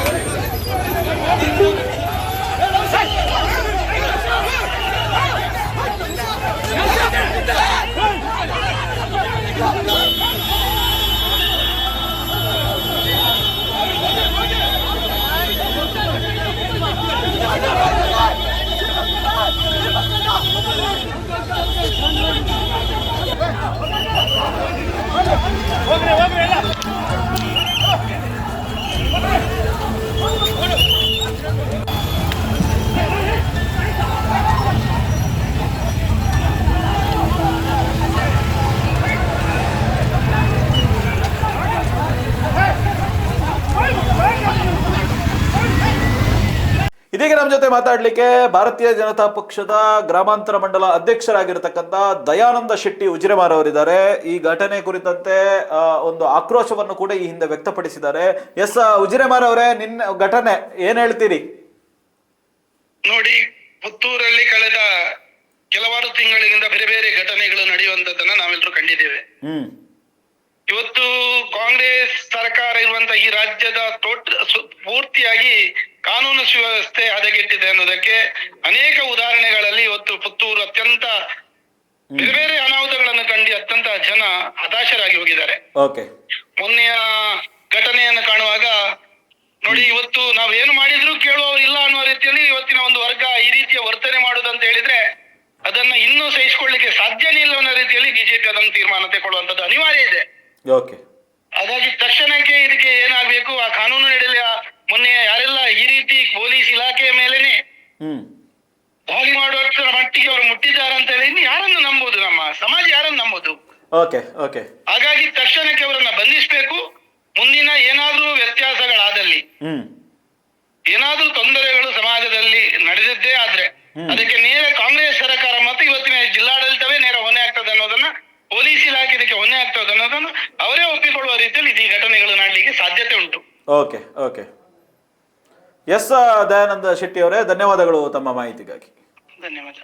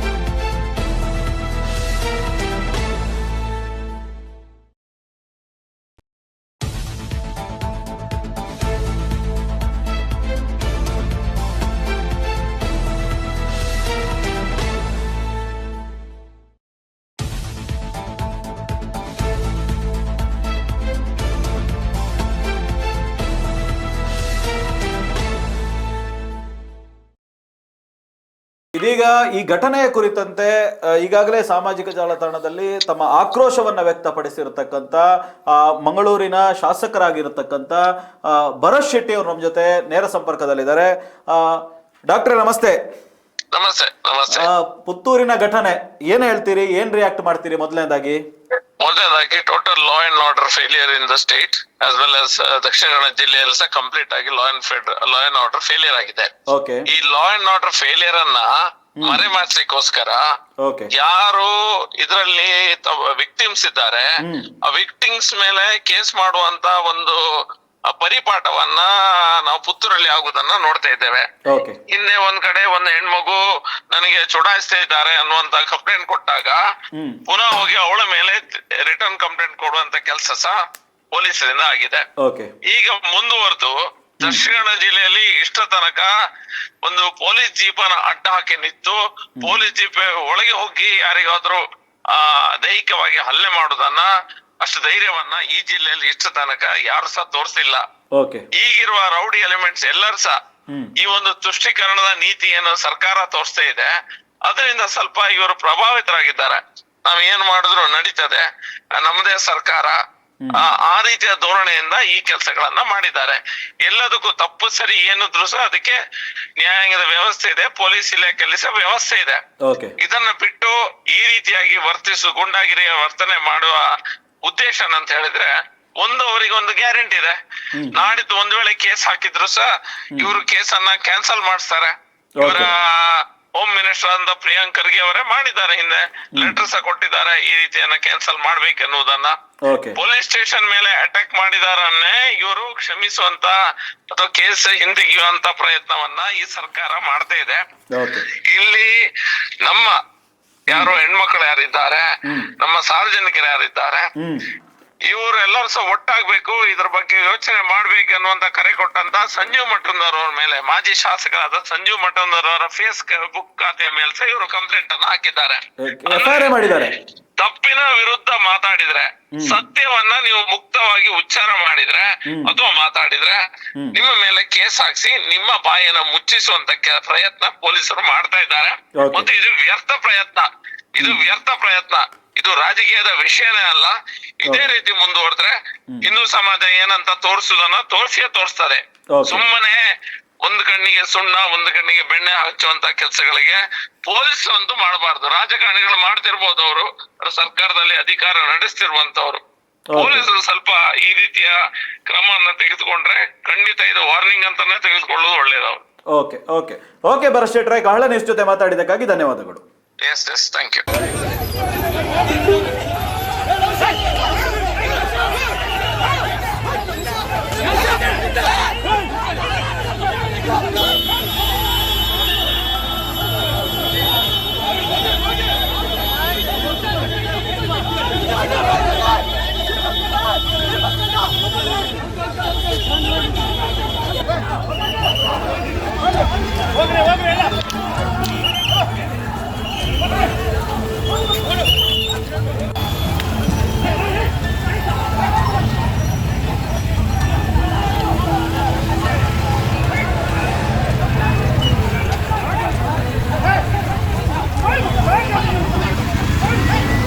ಈಗ ನಮ್ಮ ಜೊತೆಗೆ ಮಾತಾಡ್ಲಿಕ್ಕೆ ಪುತ್ತೂರು ವಿಧಾನಸಭಾ ಕ್ಷೇತ್ರದ ಮಾಜಿ ಶಾಸಕರಾಗಿರತಕ್ಕಂತ ಸಂಜೀವ್ ಮಠಂದೂರ್ ಅವರಿದ್ದಾರೆ. ಸರ್ ನಮಸ್ತೆ. ನಮಸ್ಕಾರ ಸರ್. ಪುತ್ತೂರಿನಲ್ಲಿ ಒಂದು ಹಿಂದೆಂದು, ಬಹುಶಃ ಜಿಲ್ಲೆಯಲ್ಲೇ ಹಿಂದೆಂದು ನಡೆಯದಂತ ಒಂದು ಘಟನೆ ನಡೆದಿದೆ. ಪೊಲೀಸ್ ಜೀಪಿನ ಒಳಗೆ ಹೋಗಿ ಹಲ್ಲೆ ಮಾಡುವಂತ ಘಟನೆ, ಇದು ಬಹುಶಃ ಎಲ್ಲೂ ನಡೆದಿರಲಿಲ್ಲ. ಇದನ್ನ ಖಂಡಿಸಿದ ತಮ್ಮ ಮೇಲೂ ಕೂಡ ತಮ್ಮ ಫೇಸ್ಬುಕ್ ಖಾತೆ ಸಂಜೀವ್ ಮಠಂದೂರು ಅನ್ನುವಂತ ಫೇಸ್ಬುಕ್ ಖಾತೆಯ ಮೇಲೂ ಕೂಡ FIR ಅನ್ನ ದಾಖಲು ಮಾಡಿದ್ದಾರೆ. ಏನ್ ಹೇಳ್ತೀರಿ ಸರ್? ಇವತ್ತು ಬಹುಶಃ ಪುತ್ತೂರಿನಲ್ಲಿ ಪೊಲೀಸ್ ಆಡಳಿತ ಇದೆ ಅಂತ ನಾನು ಭಾವಿಸ್ತಾ ಇದ್ದೇನೆ. ಒಂದು ಸರ್ಕಾರ, ಒಂದು ಗೃಹ ಸಚಿವರು ಬಹುಶಃ ಪುತ್ತೂರಿನಲ್ಲಿ ಇವತ್ತು ಹಿಂದೂ ಕಾರ್ಯಕರ್ತರನ್ನು ಮತ್ತು ಬಿಜೆಪಿ ಸಂಘಟನೆಯನ್ನು ಗಮನಿಸಬೇಕೆನ್ನುವಂತ ದೃಷ್ಟಿಯಿಂದ ಒಬ್ಬ ಮಾಜಿ ಶಾಸಕನ ಮೇಲೆ ಇವತ್ತು ಸೋಷಿಯಲ್ ಮೀಡಿಯಾದಲ್ಲಿ ಬಂದಂತ ಬರಹದ ಮೇಲೆ ಕೇಸ್ ಹಾಕುವಂತ ಕೆಲಸವನ್ನು ಮಾಡಿದ್ದಾರೆ. ಇವತ್ತು ಒಂದು ದೌರ್ಜನ್ಯವನ್ನು ಖಂಡಿಸುವಂತದ್ದು ಪ್ರಜಾಪ್ರಭುತ್ವದಲ್ಲಿ ಪ್ರತಿಯೊಬ್ಬರ ಹಕ್ಕು. ಅದೇ ರೀತಿಯಲ್ಲಿ ಪೊಲೀಸ್ ಜೀಪಲ್ಲಿ ಪೊಲೀಸ್ ಜೀಪಿಗೆ ಬಂದು ಅದರ ಒಳಗಿರುವಂತ ಒಬ್ಬ ಹುಡುಗನ ಮೇಲೆ ಇವತ್ತು ಅಟ್ಯಾಕ್ ಮಾಡುವಂತ ಸಂದರ್ಭದಲ್ಲಿ ಅದನ್ನು ಖಂಡಿಸದೆ ನಾವು ಬೇರೆ ಏನ್ ಮಾಡ್ಲಿಕ್ಕೆ ಆಗ್ತದೆ? ಪೊಲೀಸರ ವೈಫಲ್ಯವನ್ನು ನಾವು ಖಂಡಿಸಬೇಕಾಗ್ತದೆ. ಇವತ್ತು ಆ ಘಟನೆಯನ್ನು ಖಂಡಿಸಬೇಕಾಗ್ತದೆ. ಇದನ್ನು ಖಂಡಿಸಬೇಕಾದ್ರೆ ಇವತ್ತು ಬೇರೆ ಬೇರೆ ಸಂಘಟನೆಗಳು ನಾವು ಪ್ರಜಾಪ್ರಭುತ್ವ ರೀತಿಯಲ್ಲಿ ಪ್ರತಿಭಟನೆ ಮಾಡ್ತೇವೆ, ಅದಕ್ಕೆ ಪೂರಕವಾಗಿ ಬಂದು ಕರೆ ಕೊಡ್ತೇವೆ ಅಂತ ಹೇಳುವಾಗ ನಾವು ನಿಮ್ಮನ್ನು ಬೆಂಬಲಿಸ್ತೇವೆ ಅಂತ ಹೇಳುವಂತ ಮಾತನ್ನು ನಾವು ಹೇಳಿದ್ದೇವೆ. ಇವತ್ತು ನಾನು ನೋಡಿದಾಗೆ ದಕ್ಷಿಣ ಕನ್ನಡ ಜಿಲ್ಲೆಯಲ್ಲಿ ಪೊಲೀಸ್ ರಾಜ್ಯ ಜಿಲ್ಲೆಯನ್ನು ಆಳ್ತಾ ಇದೆ. ಇದಕ್ಕೆ ಇತಿಶ್ರೀ ಆಗಲಿಕ್ಕೆ ಬಹುಶಃ ಭಾರತೀಯ ಜನತಾ ಪಾರ್ಟಿ ಮುಂದಿನ ದಿನಗಳಲ್ಲಿ ಏನ್ ಮಾಡ್ಬೇಕು ಎಲ್ಲವನ್ನು ಮಾಡ್ತದೆ. ಎಸ್ ಸಂಜೀವ ಮಠಂದೂರ್ ಅವರೇ, ತಮ್ಮ ಏನು ಮಾಹಿತಿಗಾಗಿ ಧನ್ಯವಾದಗಳು.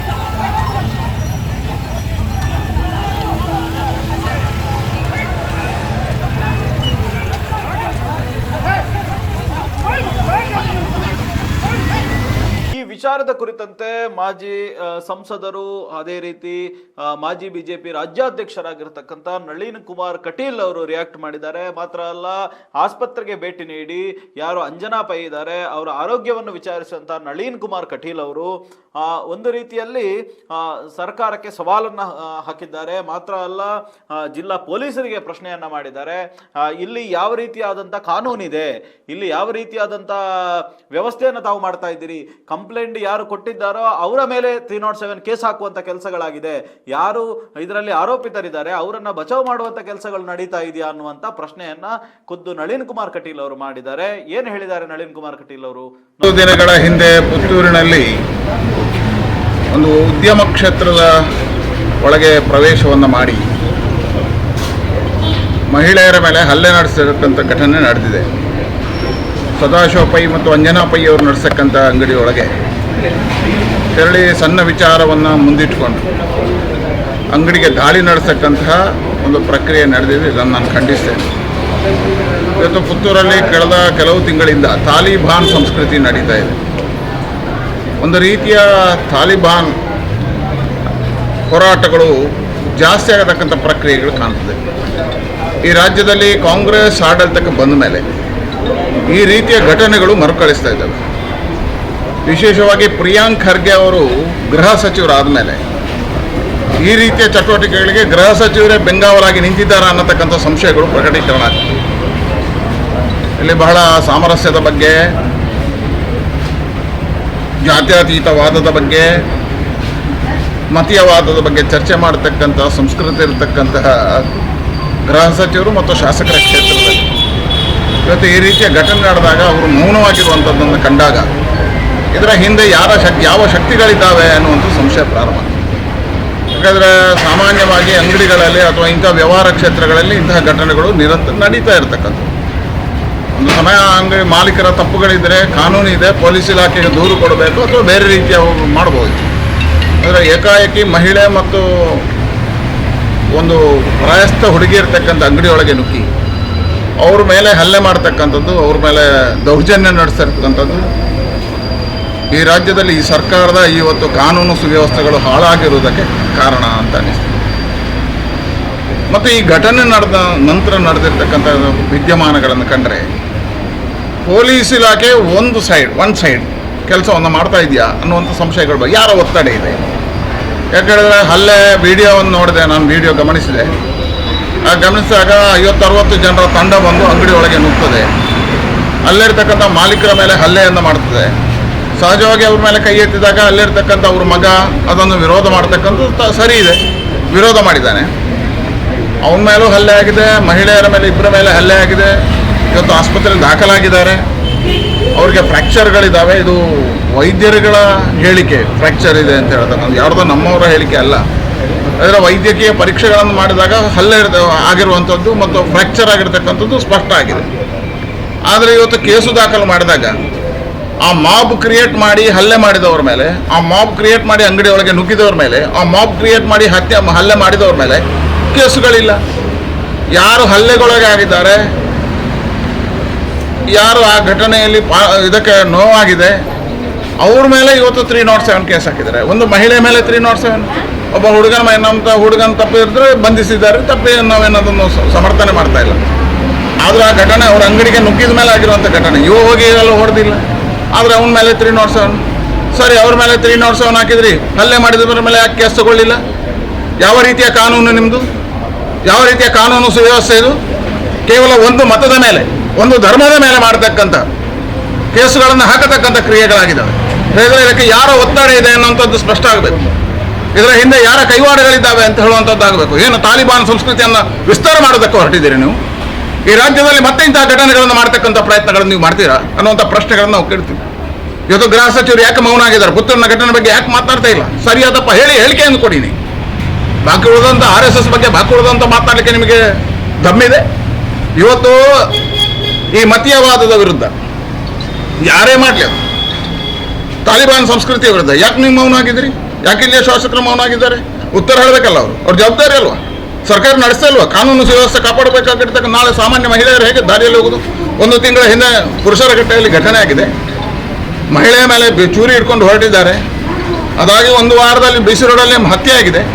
ಈ ರೀತಿಯ ಘಟನೆಗಳು ದಕ್ಷಿಣ ಕನ್ನಡ ಜಿಲ್ಲೆಯಲ್ಲಿ ನಡೀತಾ ಇದೆ. ಕಾನೂನು ಸುವ್ಯವಸ್ಥೆ ಎಲ್ಲಿ ಹೋಗಿದೆ? ಮಹಿಳೆಯರಿಗೆ ಇವತ್ತು ರಕ್ಷಣೆ ಇಲ್ಲ. ಶಾಲೆಗೆ ಹೋಗುವ ಮಕ್ಕಳಿಗೆ ರಕ್ಷಣೆ ಇಲ್ಲ, ಉದ್ಯೋಗಕ್ಕೆ ಹೋಗುವ ಮಕ್ಕಳಿಗೆ ರಕ್ಷಣೆ ಇಲ್ಲ, ಅಂಗಡಿಯಲ್ಲಿ ಇರ್ತಕ್ಕಂಥವ್ರಿಗೆ ರಕ್ಷಣೆ ಇಲ್ಲ, ದಾರಿ ನಡೆಯೋರಿಗೆ ರಕ್ಷಣೆ ಇಲ್ಲ. ನಿಮ್ಮ ಇಲಾಖೆಯ ಜವಾಬ್ದಾರಿಗಳೇ ಅನ್ನುವಂಥ ಪ್ರಶ್ನೆಯನ್ನು ನಾನು ಗೃಹ ಸಚಿವರಿಗೆ ಕೇಳ್ತೇನೆ ಮತ್ತು ಪೊಲೀಸ್ ಇಲಾಖೆಯ ಎಚ್ಚರಿಕೆಯನ್ನು ಕೊಡ್ತೇನೆ. ನೀವೇನು ಒಂದೇ ಧರ್ಮದ ಮೇಲೆ ಹಲ್ಲೆ ಆದವ್ರ ಮೇಲೆ, ಹಲ್ಲೆಗೆ ಒಳಗಾದವ್ರ ಮೇಲೆ ಕೇಸ್ ಹಾಕಿದ್ದೀರಿ. ನಾವು ಅದನ್ನು ಪ್ರಶ್ನೆ ಮಾಡೋದಿಲ್ಲ, ಅದು ನಿಮ್ಮ ನಿಯಮ. ಆದರೆ ಹಲ್ಲೆ ಮಾಡಿದವರಿಗೆ ಯಾಕೆ ಶಿಕ್ಷೆ ಕೊಟ್ಟಿಲ್ಲ? ಅವ್ರ ಮೇಲೆ ಯಾಕೆ ಕ್ರಮ ಕೈಗೊಳ್ಳಿಲ್ಲ? ಅವ್ರ ಮೇಲೆ ಯಾಕೆ 307 ಹಾಕಿಲ್ಲ? ಅವ್ರು ಯಾರಾದರೂ ಆಸ್ಪತ್ರೆ ಅಡ್ಮಿಟ್ ಆಗಿದಾರ? ಅವ್ರ ಮೇಲೆ ಇಂಥ ಹಲ್ಲೆ ಘಟನೆ ಇದೆಯಾ? 307 ಹಾಕಬೇಕಾದ್ದು ಹಲ್ಲೆ ಮಾಡಿದವ್ರ ಮೇಲೆ, ಹಲ್ಲೆಗೊಳಗಾದವ್ರಿಗೆ. ನನ್ನ ದೇಶದಲ್ಲಿ ಮೊದಲ ಬಾರಿಗೆ ಈ ಕಾನೂನು ನೋಡ್ತಾ ಇದ್ದೀನಿ. ಮೊದಲ ಬಾರಿಗೆ ಇದು ಹಾಸ್ಯಾಸ್ಪದ. SP ಅವರು ಏನು ಮಾಡ್ತಾ ಇದ್ದಾರೆ? SP ಅವರು ಭಾಳ ಸಮರ್ಥ ಅಂತ ನಾವು ತಿಳ್ಕೊಂಡೆವು. ನಿಮ್ಮ ಇಲಾಖೆ ಅಡಿಯಲ್ಲಿ, ನಿಮ್ಮ ಇದರ ಅಡಿಯಲ್ಲಿ ಹಲ್ಲೆಗೊಳಗಾದವರ ಮೇಲೆ ಕೇಸು ದಾಖಲೆ ಮಾಡಿ ಅವರನ್ನು 307ಗೆ ಒಳಪಡಿಸ್ತೀರಿ ಅಂತ ಅಂದರೆ ಇದೊಂದು ಹಾಸ್ಯಾಸ್ಪದ. ಹಾಗಾಗಿ ತತ್ಕ್ಷಣ ಯಾರ್ಯಾರು ಹಲ್ಲೆ ಮಾಡಿದಾರ ಅವರನ್ನು ಬಂಧಿಸಬೇಕು. ಅವ್ರ ಮೇಲೆ 307 ಕ್ರಮಗಳನ್ನು ತಗೋಬೇಕು. ಇವ್ರ ಜೊತೆಗಿರಿ ಅಂತ ನಾವೇನು ಭಿಕ್ಷೆ ಬೇಡೋದಿಲ್ಲ, ಕಾನೂನು ನೋಡ್ತಾರೆ ಅವರು. ಆದರೆ ಹಲ್ಲೆ ಮಾಡಿದವ್ರ ಮೇಲೆ ಕೇಸ್ಗಳನ್ನು ಹಾಕಬೇಕು. ಹಾಕದಿದ್ದರೆ ಮುಂದಕ್ಕೆ ನಾವೆಲ್ಲರೂ ಭಾರತೀಯ ಜನತಾ ಪಾರ್ಟಿ ಇದರ ಬಗ್ಗೆ ಗಂಭೀರವಾಗಿರ್ತಕ್ಕಂಥ ಚಿಂತನೆಯನ್ನು ಮಾಡಬೇಕಾಗಿತ್ತು. ಮುಂದಕ್ಕಾಗುವಂಥ ಎಲ್ಲ ಅನಾಹುತಗಳಿಗೆ ಸರ್ಕಾರ ಜವಾಬ್ದಾರಿ ಆಯಿತು.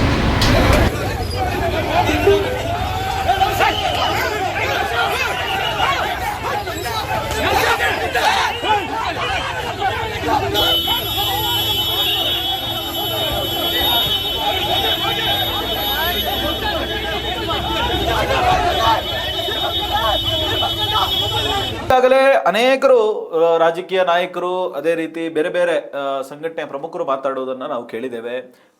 SP ಅವರ ಏನು ಹೇಳಿಕೆ ಇದೆ ಅದನ್ನು ಕೇಳಿದ್ದೇವೆ. ಅದೇ ರೀತಿ ಪೊಲೀಸ್ನವರು ಶಾಂತಿ ಸಭೆಯನ್ನು ಕೂಡ ಇದೀಗ ನಡೆಸ್ತಾ ಇದ್ದಾರೆ. ಸೊ ಒಟ್ಟು ಈ ಘಟನೆ ಏನಿದೆ ಇದೊಂದು ನಡೆಯಬಾರದ ಅನಪೇಕ್ಷಿತ ಘಟನೆ ಅನ್ನುವಂಥದ್ದು ಸ್ಪಷ್ಟವಾಗಿರುವಂಥದ್ದು.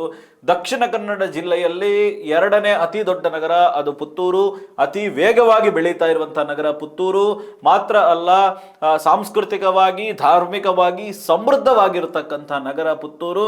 ಅದರ ಜೊತೆಗೆ ರಾಷ್ಟ್ರೀಯವಾದಿಗಳು ತುಂಬಿರ್ತಕ್ಕಂಥ ನಗರ ಕೂಡ ಪುತ್ತೂರು ಆಗಿರ್ತದೆ. ಸೊ ಈ ಹಿನ್ನೆಲೆಯಲ್ಲಿ ಪುತ್ತೂರಿನಲ್ಲಿ ನಡೆದಂಥ ಘಟನೆ ಇವತ್ತು ಇಡೀ ರಾಜ್ಯದಲ್ಲಿ ಇವತ್ತು ಚರ್ಚೆ ಆಗ್ತಾ ಇದೆ. ಭಾರತೀಯ ಜನತಾ ಪಕ್ಷ ಇದನ್ನ ಅತ್ಯಂತ ಗಂಭೀರವಾಗಿ ಪರಿಗಣಿಸಿ ಇದು ರಾಜ್ಯದಲ್ಲಿ ನಡೆಯುತ್ತಾ ಇರುವಂತಹ ಗೂಂಡಾರಾಜ್ ಅನ್ನುವ ರೀತಿಯಲ್ಲಿ ಏನು BY ವಿಜಯೇಂದ್ರ ಅವರು ಭಾರತೀಯ ಜನತಾ ಪಕ್ಷದ ರಾಜ್ಯಾಧ್ಯಕ್ಷರು ಕೂಡ ತಮ್ಮ ಫೇಸ್ಬುಕ್ ಖಾತೆಯಲ್ಲಿ ಬರೆದುಕೊಂಡಿದ್ದಾರೆ ಮತ್ತು ಈ ಘಟನೆಯ ವಿಡಿಯೋವನ್ನ ಹಂಚಿಕೊಳ್ಳುವ ಮೂಲಕ ಇಡೀ ರಾಜ್ಯದಲ್ಲಿ ಇವತ್ತು ಈ ಚರ್ಚೆ ಇವತ್ತು ಪುತ್ತೂರಿಗೆ ಸೀಮಿತ ಆಗಿಲ್ಲ, ಇಡೀ ರಾಜ್ಯ ವ್ಯಾಪ್ತಿಯನ್ನ ಪಡೆದುಕೊಂಡಿರುವಂತಹದ್ದು ಅತ್ಯಂತ ಒಂದು ಬೇಸರದ ಸಂಗತಿ ಅಂತಾನೆ ಹೇಳ್ಬೋದು. ಯಾಕೆ ಅಂತ ಕೇಳಿದ್ರೆ ಒಂದು ಪುತ್ತೂರಿನಂತ ಪ್ರದೇಶದಲ್ಲಿ ಒಂದು ಸೇಫ್ ಸಿಟಿ ಅಂತ ಏನೋ ಪುತ್ತೂರನ್ನ ಕರೀತಾ ಇದ್ವಿ, ಬಹುಶಃ ಇದೀಗ ಎಷ್ಟು ಸೇಫ್ ಅನ್ನುವ ಬಗ್ಗೆ ಪ್ರಶ್ನೆ ಮಾಡುವಂತ ಸಂದರ್ಭಕ್ಕೆ ಇದು ಬಂದು ತಿರುಗಿದೆ ಅಂತಾನೆ ಹೇಳ್ಬೋದು.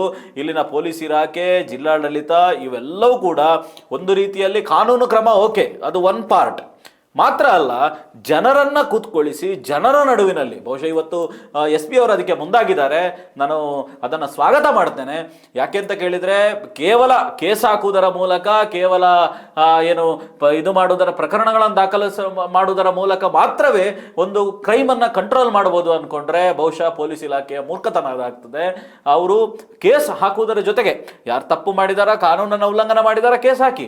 ಅದರ ಜೊತೆಗೆ ಜನರಿಗೆ ತಿಳುವಳಿಕೆ ಕೊಡುವಂಥದ್ದು ಮತ್ತು ಜನರನ್ನ ಕಾನೂನಿನ ಹಾದಿಯಲ್ಲಿ ನಡೀಲಿಕ್ಕೆ ಅವರಿಗೆ ಒಂದು ರೀತಿಯಲ್ಲಿ ಪ್ರೇರೇಪಣೆಯನ್ನು ಕೊಡುವಂಥ ಕೆಲಸವನ್ನ ಪೊಲೀಸ್ ಇಲಾಖೆ ಮಾಡಬೇಕಾಗಿದೆ. ಮಾತ್ರ ಅಲ್ಲ, ಅದು ಶಾಂತಿ ಸಭೆಯನ್ನು ಕಂಡಕ್ಟ್ ಮಾಡುವ ಮೂಲಕ ಪೊಲೀಸ್ ಇಲಾಖೆ ಹಂತ ಹಂತವಾಗಿ ಜನರನ್ನ ವಿಶ್ವಾಸಕ್ಕೆ ತೆಗೆದುಕೊಂಡು ಇಲ್ಲಿನ ಸಂಘಟನೆಗಳನ್ನ, ಇಲ್ಲಿನ ಬೇರೆ ಬೇರೆ ಆಕ್ಟಿವಿಸ್ಟ್ಗಳನ್ನ ವಿಶ್ವಾಸಕ್ಕೆ ತೆಗೆದುಕೊಂಡು ಶಾಂತಿ ಸಭೆಯನ್ನು ನಡೆಸುವ ಮೂಲಕ ಒಂದು ರೀತಿಯಲ್ಲಿ ಜಿಲ್ಲೆಯಲ್ಲಿ ಒಂದು ರೀತಿ ಸಾಮರಸ್ಯದ ವಾತಾವರಣವನ್ನು ನಿರ್ಮಾಣ ಮಾಡುವೆಡೆಗೆ ಪೊಲೀಸ್ ಇಲಾಖೆ ಮುಂದಾಗಬೇಕಾಗಿದೆ, ಜಿಲ್ಲಾಡಳಿತ ಮುಂದಾಗಬೇಕಾಗಿದೆ ಅನ್ನುವಂಥದ್ದು ಒಟ್ಟು ಎಲ್ಲರಿಂದ ಬಂದಿರತಕ್ಕಂಥ ಅಭಿಪ್ರಾಯ. ಇದಾಗಿತ್ತು ಈ ಹೊತ್ತಿನ ವಿಶೇಷ. ನಿರಂತರ ಸುದ್ದಿ ಹಾಗೂ ಮನೋರಂಜನೆಗಾಗಿ ನೋಡ್ತಾ ಇರಿ ಕಹಳೆ ನ್ಯೂಸ್. ನಮಸ್ಕಾರ.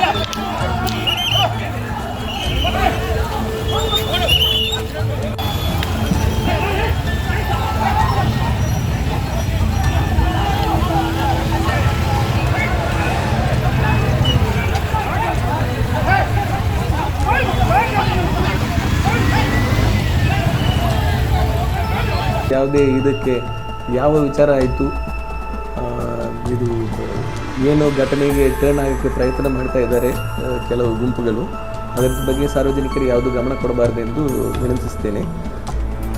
ಈ ನಿಟ್ಟಿನಲ್ಲಿ ಪುತ್ತೂರು ಸಬ್ ಡಿವಿಷನ್ ಆಫೀಸ್ನಲ್ಲಿ ಇವತ್ತು ಸಂಜೆ ಒಂದು 5 ಗಂಟೆಗೆ ಒಂದು ಪೀಸ್ ಕಮಿಟಿ ಮೀಟಿಂಗ್ ಆರ್ಗನೈಸ್ ಮಾಡೋಕ್ಕೆ ಕೇಳಿದ್ದೀನಿ. ಎಲ್ಲರೂ ಬಂದು ಅವ್ರದ್ದು ಏನು ವಿಷಯ ಇದೆಯೋ ಅದನ್ನು ಹೇಳಬಹುದು. ಈಗ 2 ಕಡೆಯಿಂದನೂ, ಒಂದು ಕಡೆಯಿಂದ ನೌಶಾದ್ ಅರೆಸ್ಟ್ ಮಾಡಿ, ಮತ್ತು ಇನ್ನೊಂದು ಕಡೆಯಿಂದ ಅವರು ತಾಯಿ ಅಂದರೆ ಅವರೇ ಶುರು ಮಾಡಿದ್ದಾರೆ ಗಲಾಟೆ, ಅವರನ್ನು ಅರೆಸ್ಟ್ ಮಾಡಿ, ತಂದೆಯನ್ನು ಅರೆಸ್ಟ್ ಮಾಡಿ, ನಿಯಾಸನ್ನು ಅರೆಸ್ಟ್ ಮಾಡಿ, ಈ ಥರ ಅವರವ್ರದ್ದು ಡಿಮ್ಯಾಂಡ್ಸ್ ಇದೆ.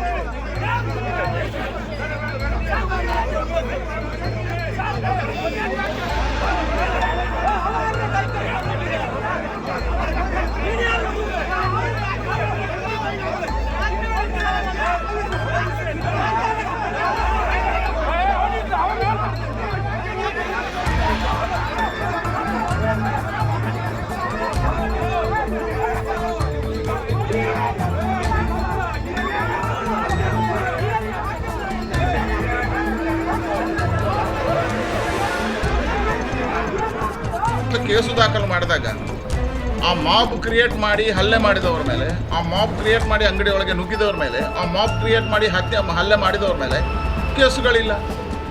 ಯಾರು ಹಲ್ಲೆಗೊಳಗೆ ಆಗಿದ್ದಾರೆ, ಯಾರು ಆ ಘಟನೆಯಲ್ಲಿ ಇದಕ್ಕೆ ನೋವಾಗಿದೆ, ಅವ್ರ ಮೇಲೆ ಇವತ್ತು 307 ಕೇಸ್ ಹಾಕಿದ್ದಾರೆ. ಒಂದು ಮಹಿಳೆ ಮೇಲೆ 307, ಒಬ್ಬ ಹುಡುಗನ ತಪ್ಪಿದ್ರೆ ಬಂಧಿಸಿದ್ದಾರೆ. ತಪ್ಪಿ ನಾವೇನದನ್ನು ಸಮರ್ಥನೆ ಮಾಡ್ತಾ ಇಲ್ಲ. ಆದರೂ ಆ ಘಟನೆ ಅವ್ರ ಅಂಗಡಿಗೆ ನುಗ್ಗಿದ ಮೇಲೆ ಆಗಿರುವಂಥ ಘಟನೆ. ಹೋಗಿ ಎಲ್ಲ ಹೊಡೆದಿಲ್ಲ, ಆದರೆ ಅವನ ಮೇಲೆ 307. ಸರಿ, ಅವ್ರ ಮೇಲೆ 307 ಹಾಕಿದ್ರಿ, ಹಲ್ಲೆ ಮಾಡಿದವ್ರ ಮೇಲೆ ಯಾಕೆ ಕೇಸ್ ತಗೊಳ್ಳಿಲ್ಲ? ಯಾವ ರೀತಿಯ ಕಾನೂನು ನಿಮ್ಮದು? ಯಾವ ರೀತಿಯ ಕಾನೂನು ಸುವ್ಯವಸ್ಥೆ ಇದು? ಕೇವಲ ಒಂದು ಮತದ ಮೇಲೆ, ಒಂದು ಧರ್ಮದ ಮೇಲೆ ಮಾಡತಕ್ಕಂಥ ಕೇಸುಗಳನ್ನು ಹಾಕತಕ್ಕಂಥ ಕ್ರಿಯೆಗಳಾಗಿದ್ದಾವೆ. ಹೇಳಿದರೆ ಇದಕ್ಕೆ ಯಾರ ಒತ್ತಡ ಇದೆ ಅನ್ನೋಂಥದ್ದು.